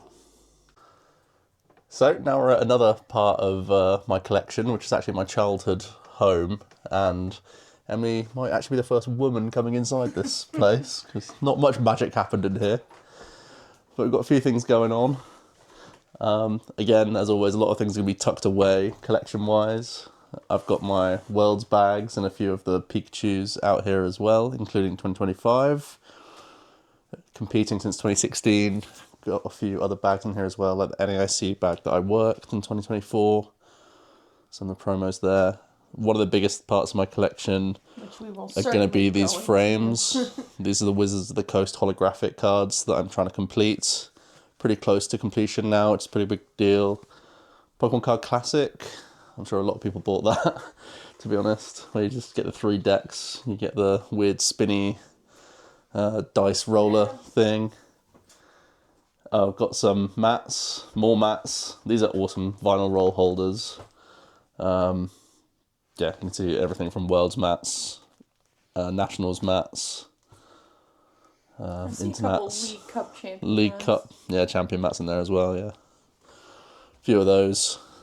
Got some of the, I keep very, very little stuff sealed. Like the only things I managed to keep sealed are basically like Worlds decks, because you know what's in them, so there's no surprise of what's there.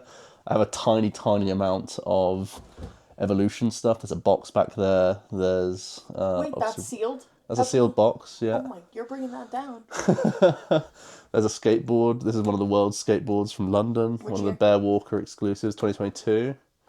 More like World's exclusive stuff. Those are all Switch Switch cases. In here, a bunch of shirts that are Pokemon merch. A Here lot we of go. sealed boxes as well. So a thing about me is I keep all my opened stuff ever since I've started collecting. So all of these boxes, like this is an Aquapolis box that I opened when I was 16 on my birthday, has all the empty packs, and I've tried to keep the packs mint as well. So all the packs look really good, and they're in pretty good nick. Is there a reason you've done this? So it initially started off actually with me using the pack art that I really liked to start coming around my walls. Like it was starting to plaster my walls with empty packs. But then I just ended up having so many packs that I filled a wall, then eventually took stuff down for other posters and whatnot. But I then just had this chunk of 50 or so packs that then I just carried on stacking up. And it's one of those things where it doesn't start like that many packs, but then it just continues. But also I think for a lot of these older boxes, I still feel really nostalgic for the initial base set packs. Just seeing a base set pack just makes me feel happy inside, honestly. Just seeing these artworks is still incredible, and it's artworks you don't get elsewhere, right? So keeping all these pack arts, especially for ones that are old or I didn't open much, like some of the EX era sets, like Legend Maker and stuff, I'm really happy that I've kept all this stuff now because I've only ever opened these 2 boxes, and the chance will probably not come again just by the price of that box and how difficult it is now. But it means that I have this slice of history of what these packs look like. Even a Mew on there as well. And like I said, most of the packs, they're fairly good nick as well. I've tried my best to do that. And everything, even the modern stuff, was modern at the time, is now 16 years old. So even the stuff that I was opening that was modern is there. Got some Worlds double deck boxes. I've only recently caught on to how good these are. I used to not really use these for anything. So a lot of them are just sealed just by the fact that I didn't really use them, but I might start opening more of those. Woods booklets are something I always love. These just booklets of all the years, has a lot of the player information, a lot of pictures. For example, there's Gustavo Wada as a very young junior winning. Alex Kreckler. You'll see vending a lot in the US. Lots of names that you'll recognise throughout the years. Ross Cawthon, of course, The Truth. This is just me picking up one of the booklets, but I've got all the booklets here. These are my duplicate booklets because each World's deck you get one, so every year you get 4 of the booklets, so I just have dupes. I have 1 copy of each back at the normal house. Some things in 2025. I think it's more empty packs. You'll see I've filled tins with packs. That's just proxies down there. A lot of booster packs in this house. We're going to see the scale of my obsession with packs in a moment, I think. This one's cool. These are the Yeah, Japanese so these are the ones Japanese VS exclusive that we saw in the boxes. binder. So it's the Fire Water with Karen. Who was that? Janine. Yeah. With the grass and lightning, but the holographics in the Karen are dark types. Holographics in this one were metal types. And then you've got from the... What was this? This isn't the Elite Four. This is the... I can't even remember what it is now. The Gen 2 thingamajig. But yeah, Psychic and Fighting. But what did you get out of this one? I think it was rocket stuff you got out of there. So that's like Entei, Raikou, Suicune, Wobbuffet. So a few different types. And you'll get Rainbow Energy in this one, Dark Energy in that one, Metal Energy in that one, a holo in every pack. Oh yeah, and the old retro boxes, just throwing it out. This is the original Jungle Japanese. Original Japanese Jungle. Jeez. Yeah, so and you get 60 packs in the old Wizard of the Coast Japanese, and they only had one pack style back then. But yeah, so I opened Japanese Jungle, Japanese Gym 2, which is Gym Challenge equivalent, and Japanese Neo 1, which is equivalent to our Neo Genesis. 60 packs in each of those boxes. And again, the art on these boxes is just absolutely incredible. Like, there's no brainer to keep the box art, but also the pack art is exceptional as well. Especially when it's old Ken Sugimori artwork. A lot of the time, designs have changed over the years. Like, look how weird that is. Like, what Pokemon do you even say that is? That's Scyther with his blades up? Right, exactly. And you wouldn't see, like, a pose like that from a Scyther at all anymore. And that Licky Tongue's ridiculous. Like, this is just so nostalgic, just looking at it. Like, this was 1996, I think, so... yeah, lots of cool boxes. And I think we're going to pause down, pull out some of the cool boxes and show off just the extent of this madness.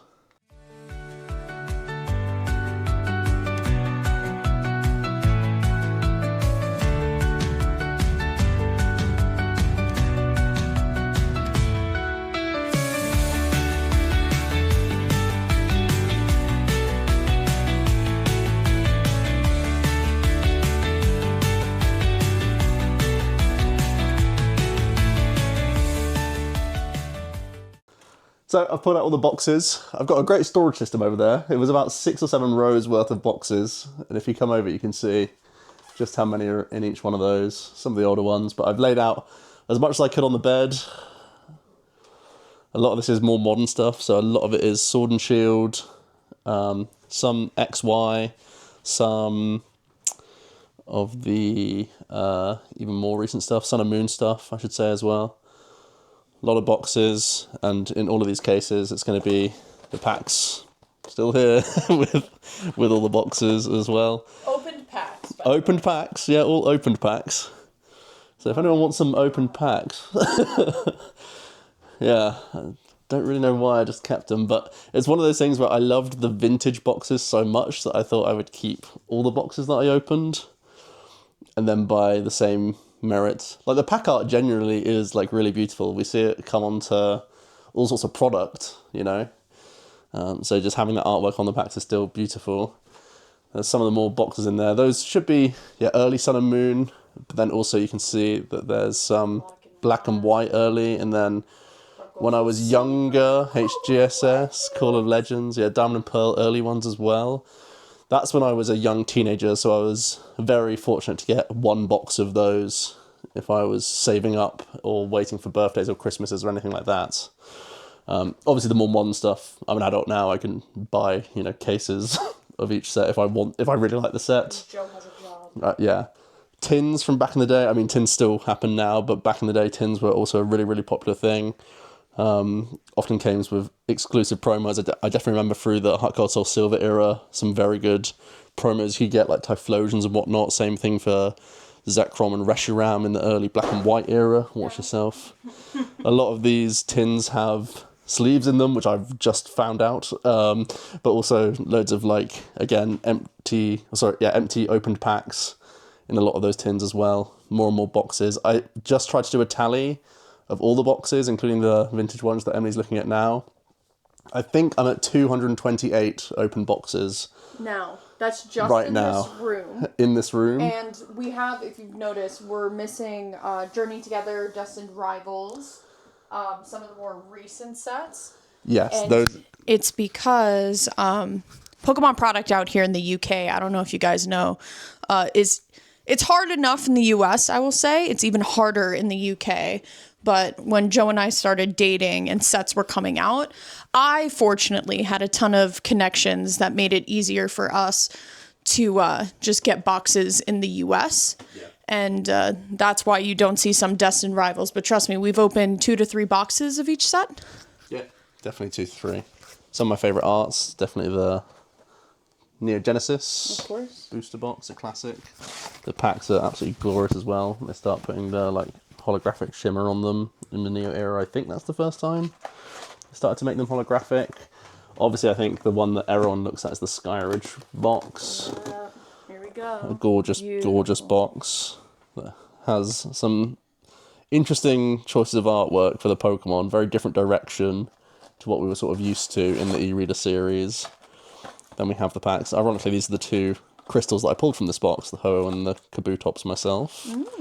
It's also the Vaporeon pack and the Poliwrath. Looking pretty good. The eReader sets, I mean, even back in the day, this was around 2008, maybe 2016 to 18. I was trying to track these boxes down. Even then, they were like so hard to find.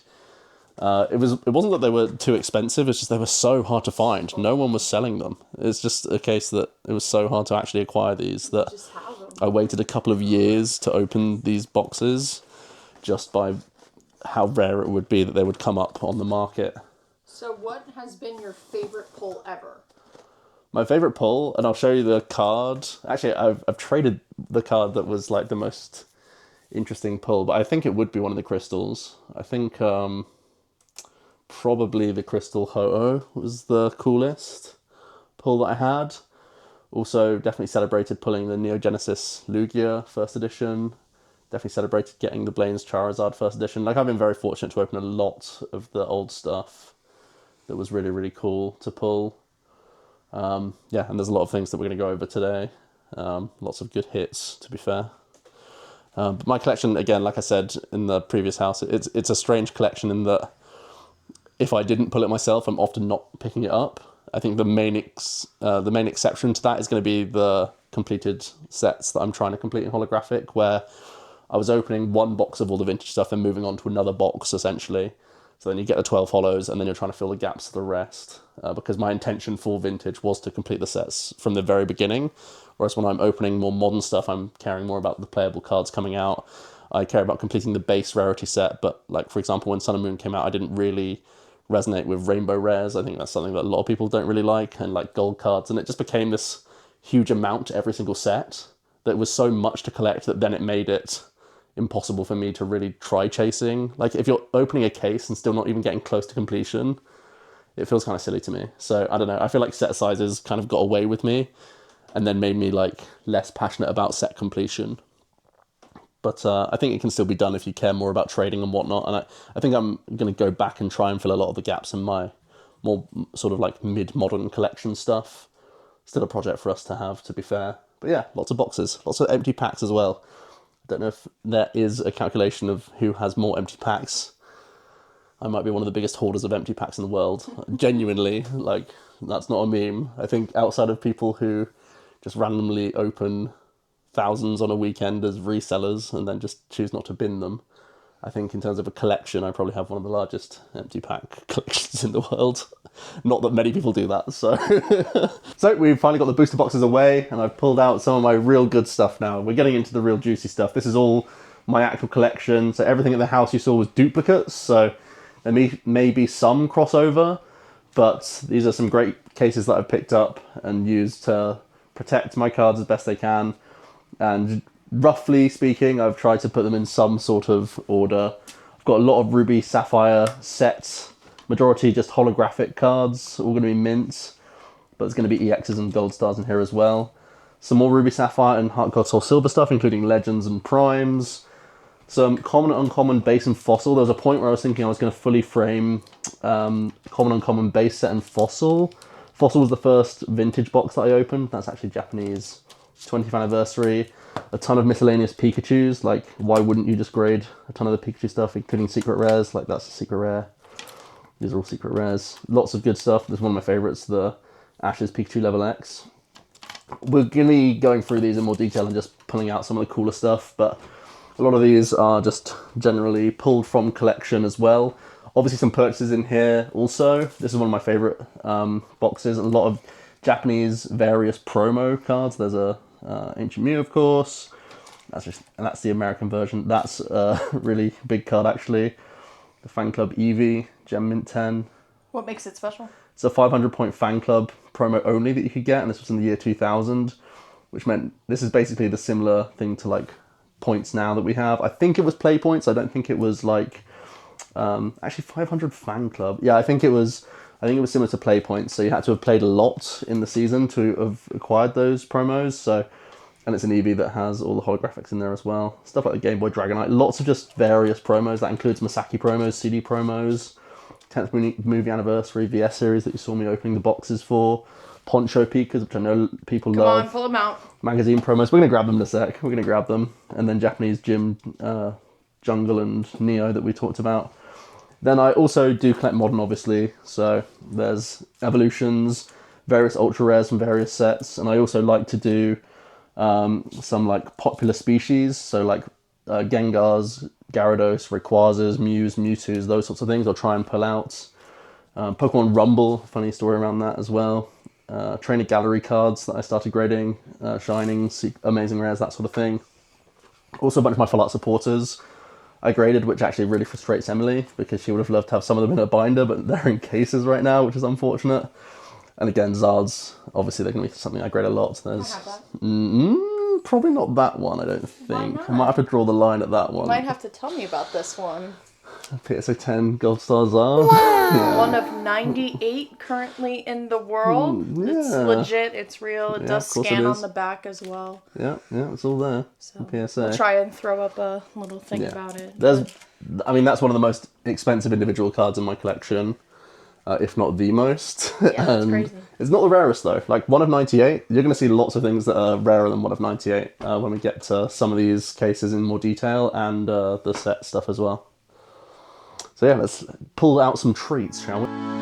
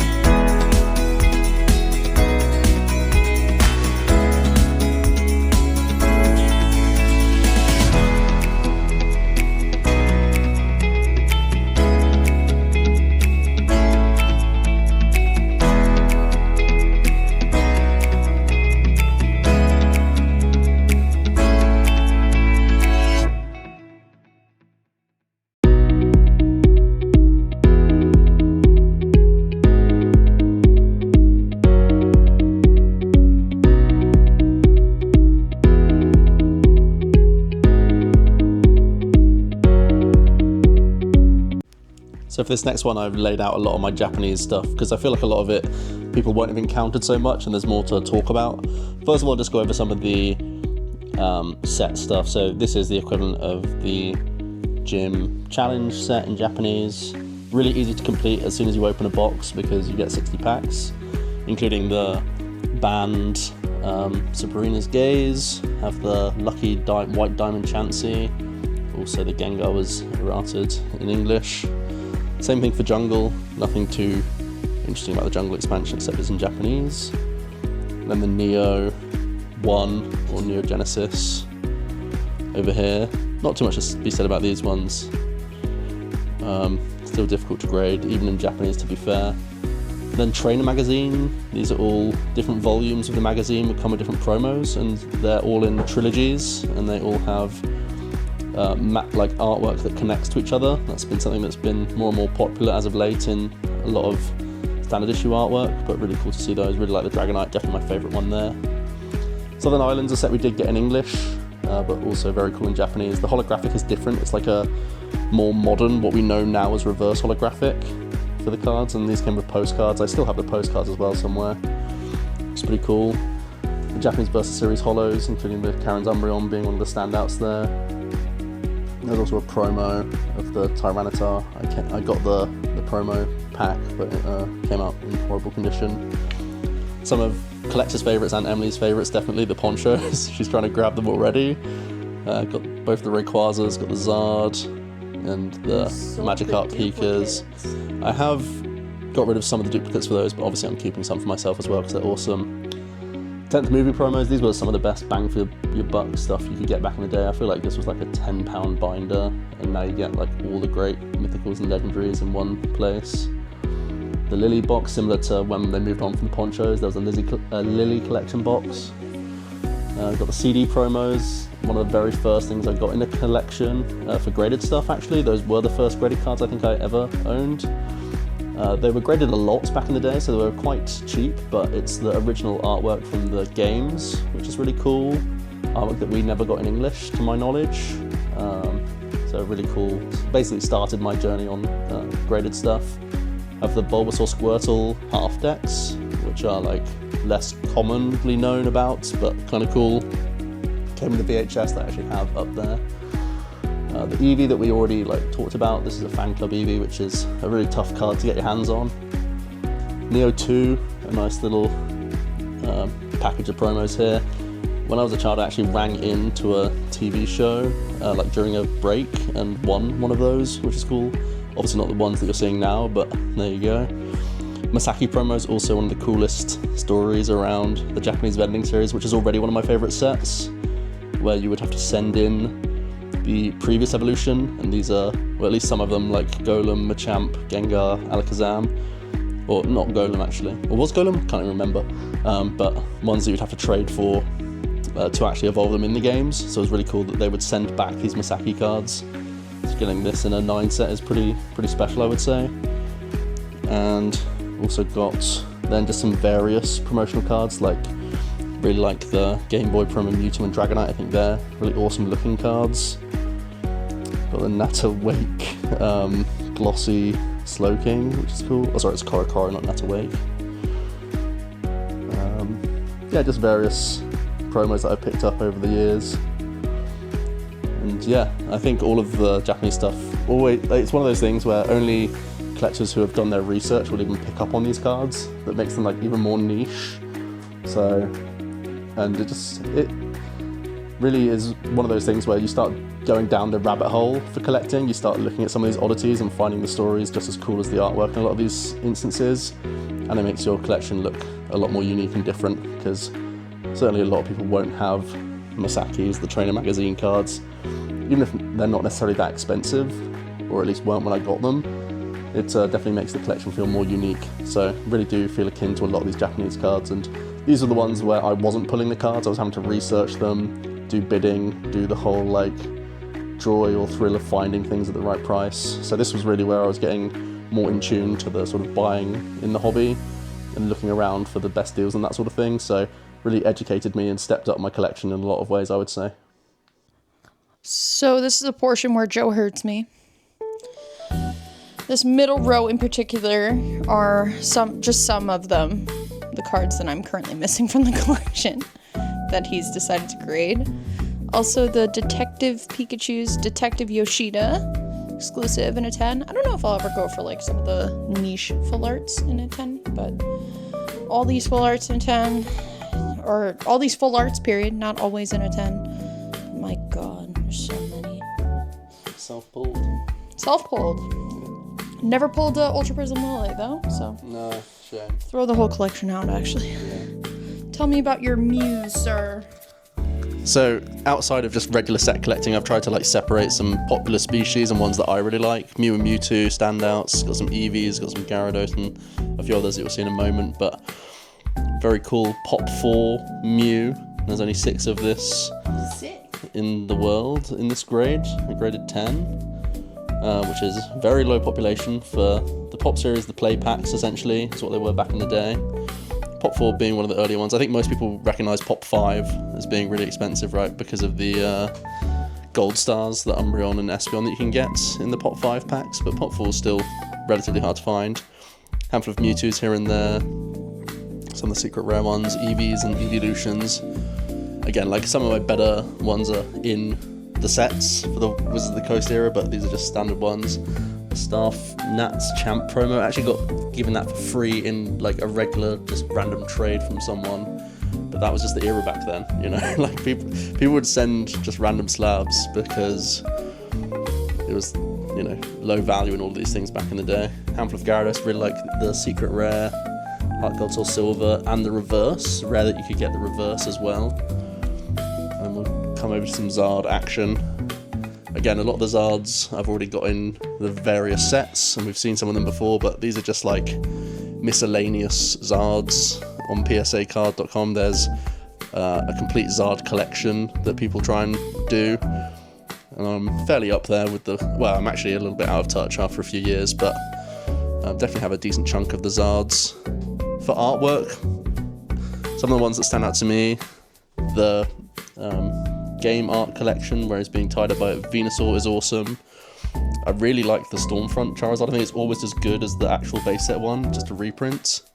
It's a shame because we're under a light right now, but weirdly one of the ones I really like is the Supreme Victors Level X. I think that's an awesome one. The Plasma Storm one, I don't love the artwork of, just got to check if this is the Arrow one or not. Yeah, this is the Arrow one, so it's got fighting energy rather than fire energy on it, so it's the original one. The corrected is much more difficult to get, but you can see it's got fighting energy and it's Scorching Fire attack cost, which is kind of wild. That was opened on the channel, on my YouTube channel, OmniPoke, the very first video, my competitive YouTube channel. Watch your mouth. Our very first video. So yeah, a lot of Zards there. Not all the best ones, these are the ones that sort of just like sit outside of my regular sets, but some really cool stuff. What's this one? That's just an illustration Grand Prix promo card. There's been a Grand Prix for the Gardevoir as well that's in the collection somewhere that we've looked at. Just a promotion, essentially. But it's an easy distributed Charizard, not an expensive one or anything, from Japan. Yeah, some of the Zards. And I think we have one more box to go, so we're getting there. Right, last case of sort of like random assorted things that I'm like somewhat collecting, somewhat just like enjoyed as I was going along. So just various like secret rares and nice like full arts and stuff like that.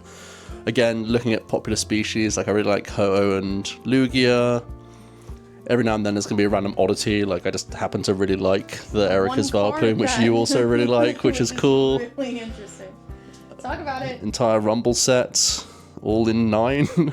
Very goofy, very unique looking Pokemon set, based on obviously Pokemon Rumble. With bizarre artwork, there you go. Got some of the Shinings there, got some like the more modern Shinings. Got the Vivid Voltage, Amazing Rares. Got the Diamond and Pearl, Shining Reverse Holo cards. Got some of the gold. The cards from Black and White, only a handful of them. The tag teams I am like relatively active in trying to complete. The ones I have right now are just ones that I self-pulled. But I am looking to eventually complete this. Probably at the point where I start selling the stuff in our house. where we try and fill some gaps. I think the tag teams are genuinely just like absolutely gorgeous cards, even though there's different artwork and different styles going on. I like everything about them, and they are very visually appealing. Same thing for the Cosmic Eclipse. Like, now you've seen my binder is going to be trying to get those, what they called, art gallery cards or whatever? Trainer gallery cards, and it obviously started in Cosmic Eclipse, so I initially wanted to grade them and have a full graded set, but then just the sets kept on coming out, so it's like, I should probably do a binder for them. Then Evolutions, I think I opened like 11 or so Evolutions boxes, so naturally I completed the set as well. Yeah, that's more or less the oddities of this one. Some cool stuff. Now that I'm getting close to completing WotC as a collection, and you'll see that in the cases, I can start focusing on trying to complete other stuff as well as we go. I think the tag teams will be one of the things I first come back to. And yeah, it would be another great thing to complete. What's your favorite case, like, that we've opened? I think the Japanese one's the coolest one. But yeah, I mean, there's different things that I love about all of the cases, obviously. I think the Japanese one's the more nostalgic one, because that's more about the hunt, whereas a lot of these have been like, I've pulled these over the years, and then just like on a random day I would get 1,000 slabs back from PSA, and it's like, okay, cool. Now I've already got these cards, now I have them in slabs. Can I have these? Yes. Okay. So we finally made it to my Wizards of the Coast holographic collection. I've got them in these really cool cases. They are custom frames for all of these, just because of the different sizes of all the sets. I've had to get them sort of customized. But they have anti-UV panes in them, so they can be presented. Right now I just have them stacked up, but when we eventually move into a new place, I think we will be looking to do that. So I've got the Shadowless 9 set, I've got the base set Unlimited 10 set. The 10s were all self-pulled, which is cool. And the Jungle first edition. I think for the most part, everything you've seen from the collection so far has been like roughly, I would say 80 to 90% self-pulled, whereas a lot of the WotC stuff is going to be more close, I think, to like 60% me. And then I'm filling the gaps just by virtue of opening one or two of these boxes, then I would move on to the next box, essentially, is the idea. Obviously, in this case, we have a couple of Charizards here. The Machamps are first edition in name, but they are just from the theme deck, the base set 2-player starter sets, of course.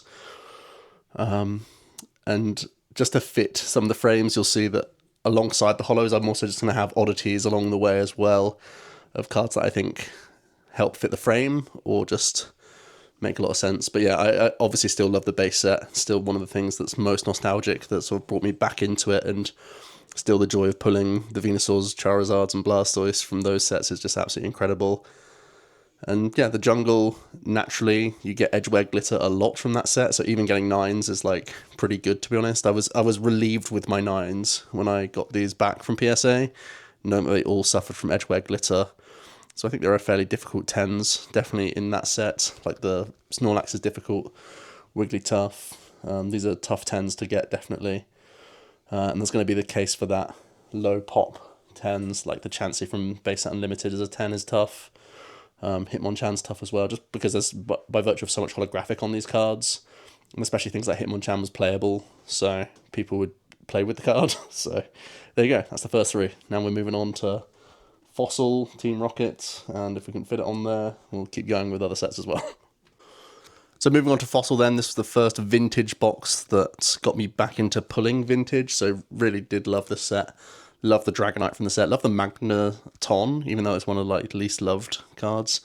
The Zapdos is an error. If you look in the top left corner, precisely, you'll see that it's non-holographic, and that's in the shape of an evolution box. So if you're to look at the Raichu to the left of it, Oh, wow. I just see that. yeah, you can see that the Raichu on the left has a Pikachu in its top left, in like the evolution box, saying that it's a stage 1. Zapdos, obviously being a basic, should have that fully holographic, but the first edition does not have that. We'll circle it to make sure. Yeah, and the Mew is not part of the Fossil sets, but was part of the Japanese Fossil booster packs. And of course it completes the 151, which was what Fossil did. Fossil and Jungle expansions then added to the base set to get our first 151 Kanto Pokedex. And then Rocket special in a different way. First of all, you can pull another Blastoise for the first time. You can pull Charizard for the like pull a second copy of Charizard. You have Dragonite, you have Dark Raichu. There's a lot of big hits here. And of course, it's showing cards and depicted in a different way. And obviously, the Dark Pokemon Team Rocket's so prevalent in the show that it definitely stands out as a really awesome set. There's like a big impact on me. And I still think like this is one of the coolest sets to look back on, even though it's one of the more budget-friendly ones, because Rocket was just printed to oblivion, basically. So it's one of the cooler ones to pick up.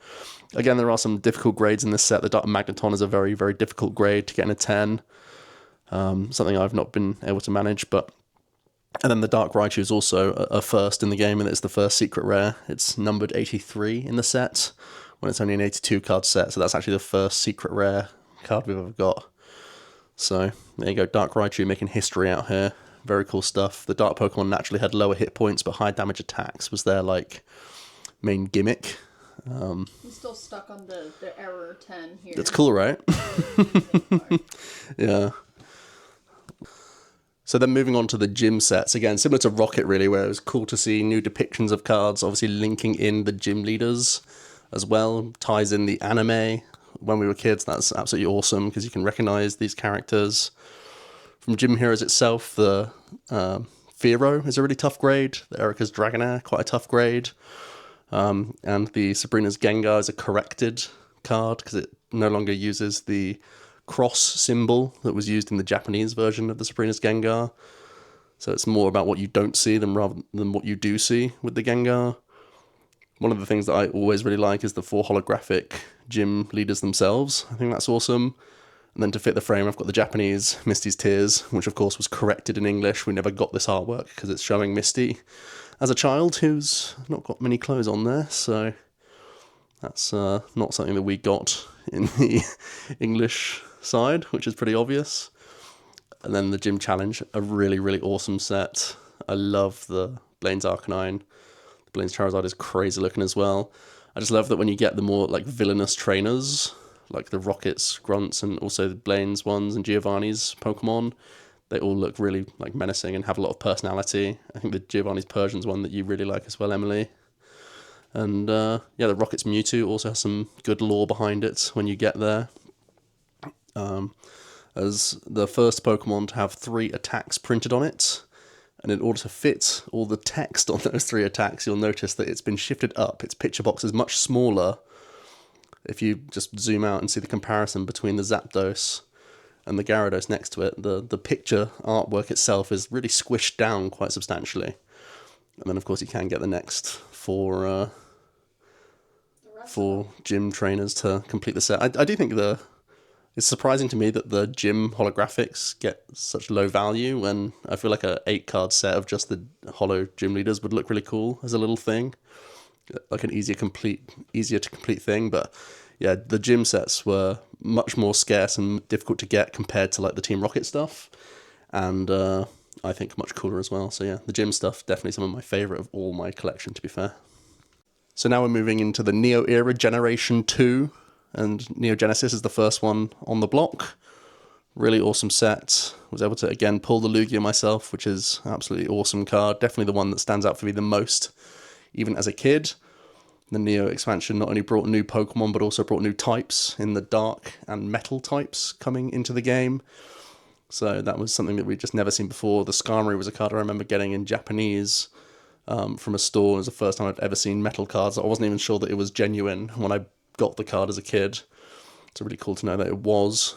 You'll see that there's the... Why'd you frame this? That's a Centret, and you can see that that's suckling on the teat bottle of a calf. That's a Japanese Moo Moo Milk, and again, that's a card that didn't come out. That artwork did not come out in English. It was corrected. You'll also see this number 17 Typhlosion. That's actually a PSA 8, so this isn't a complete mint collection. And there will be gaps coming momentarily, but the Typhlosion 17 is notoriously one of the most difficult cards to grade in all of the WotC era, in fact, all of the TCG whatsoever. You'll also notice that the Espeon and Umbreon for this collection are not first edition, so I still have gaps in this collection. I did open a unlimited box of Neo Discovery, but not a first edition box. So all of the first editions you're seeing in Neo Discovery are ones that I've acquired over the years. But fortunately from my Unlimited, I did pull both Espeon and Umbreon, One of my favourite artworks is that Umbreon. And again, with only, how many holos are in this set? 17. I threw in 3 of the Japanese Neo 2 promo EVs. I think they just look so good together. They're part of a binder. And I think they just look amazing, even though they're non-holographics. They're also, of course, in the set in English as well for Neo Discovery. But because I had a already Gem Mint 10 set in Japanese, I thought I'd just stick them together. And it makes it fit quite nicely alongside the 20 cards that I had for the holos in Genesis as well. So let's carry on into Neo. So now we're getting to Neo Revelation. You'll notice there is one gap for me to complete Neo Revelation First Edition. That would be a Blissey. So if anyone could help me out, that would be amazing. Neo Revelation brought us Shining Pokemon for the first time. So in a moment you're going to see the Shining Magikarp and Gyarados, where they have that rarity of 3 stars in the bottom corner. Even though Dark Raichu was a secret rare, it didn't have 3 stars in the bottom corner. And of course they are iconic for being their shiny variants of the Pokemon that you could get in the video games. Also a few standouts from that set. I love the Houndoom, excellent artwork, and of course Suicune, Raikou, and Entei, all standouts, and the Ho-Oh as well. So even though it was a small set, still a really awesome one. And then Neo Destiny was the expansion that once again explored not only dark Pokemon, but light Pokemon. So introduced, again, just sort of, not necessarily a new mechanic, but new means of showing off cards, where you see the contrast between something like a dark Tyranitar looking absolutely menacing and crazy, comparing that to the likes of the light Togetic and light Azumarill, which are definitely different in tone. Actually, the light Arcanine First Edition is the gap that I have. I had a non-First Edition copy, or I do have a non-First Edition copy graded, so I could just fill that in the gap for now. Same thing for the other Shinings that I'm missing. I have them in lower grades, I just haven't got them in the case right now, but I am missing Shining Kabutops, Shining Steelix, and Shining T-Tar. So those are still some of those final gaps that I have in the collection. And then Shining Mew is not obviously part of Neo Destiny, but it's just another Shining Pokemon that I thought would be nice to fit in the case, because it's another great card, just generally. And whenever you have a chance to show off a Shining Mew, you got to do it. So, yeah, awesome stuff. I do really love Neo Destiny and Revelation. It's just tarnished right now because I'm triggered by seeing gaps in my cases. Got to get fixing that as soon as I can, to be honest with you. I'm on the lookout all the time for these Shining cards. Just finding them at the right price, at the right time, has always been a challenge for me. And ultimately, the prices now these days, it's a real commitment. You have to have some floating cash on you to actually pull the trigger on these things and have confidence in the seller and all that stuff. So, yeah, hopefully we can fill these gaps in the next year or so. And then finally, we have the eReader sets, the 3 of Expedition, Aquapolis, and Skyridge. These are monster size sets. So even after opening a box, unlike the WotC sets, you're nowhere near completing, because we're looking at 30 or so holos in each of these sets. And there's also, of course, crystals being introduced in Aquapolis and Skyridge. Expedition was the expansion that didn't have any of the crystal Pokemon, just the holographics themselves. You'll notice that there's the Skarmory in PSA 9. I have a story of being one of the people, the very few people to ever pull and grade a Skarmory PSA 10. I think there's only 6 of them still in the world in existence. I have since traded that card away, and it's in the hands of someone who has a complete PSA 10 collection, so a perfect person to trade with, I think, in that I help someone else have a historic completion of their own set, and I was also able to get a lot out of that trade, so very happy with that trade, and happy that it's in like a very good home of a very, very serious collector. It's like the perfect situation for me. Moving on to Aquapolis.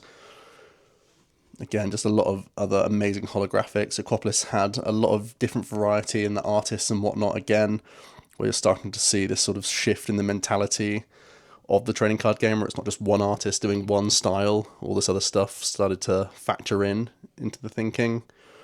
And you'll see the 3 Aquapolis crystals there. That is a complete set. I just don't have anything to put in the bottom right corner of the frame. But that is a complete Aquapolis expansion. Skyridge not complete though. You'll see that Alakazam number 1 is a missing holographic in the top corner. Also, I'm missing a Politoed as well. So these aren't necessarily the most difficult or hard to grade or whatever. They're just difficult cards to find, again, at the right price. And Skyridge is a very rare, scarce set that's never really opened these days anymore. But some awesome holos. I love the Magneton holographic. Number 18 is just absolutely incredible. Yeah, the lightning one, where it's looking at its own reflection, and then you can see the reflection of the Pokeballs in all of the 3 mirrors. It's absolutely crazy. Love that one. Yeah, Politoed's the final gap. But of course, we're always rushing towards the bottom because that's where the crystals are.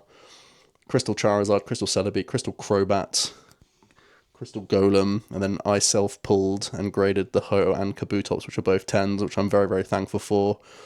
Getting 2 crystals in a box was quite fortunate. I actually pulled no crystals from my Aquapolis box, so very thankful to have pulled 2 crystals from Skyridge. It really was a lucky dip in Skyridge. I've seen boxes where you open 1 or 0 crystals. I've seen boxes where you end up getting like 4 or 5. So it really was a lucky dip. And my crystal box had no reverse holo crystals, although I have seen that be the case. And my box topper was Crobat, which is probably the low roll, I think, of all the crystals that you can get. Maybe alongside Kabutops. But yeah, getting a box topper, I'm pretty sure that's the first box topper that you could get. But that's the collection. I'm, what was it, 9 Wizard of the Coast holos away from completion.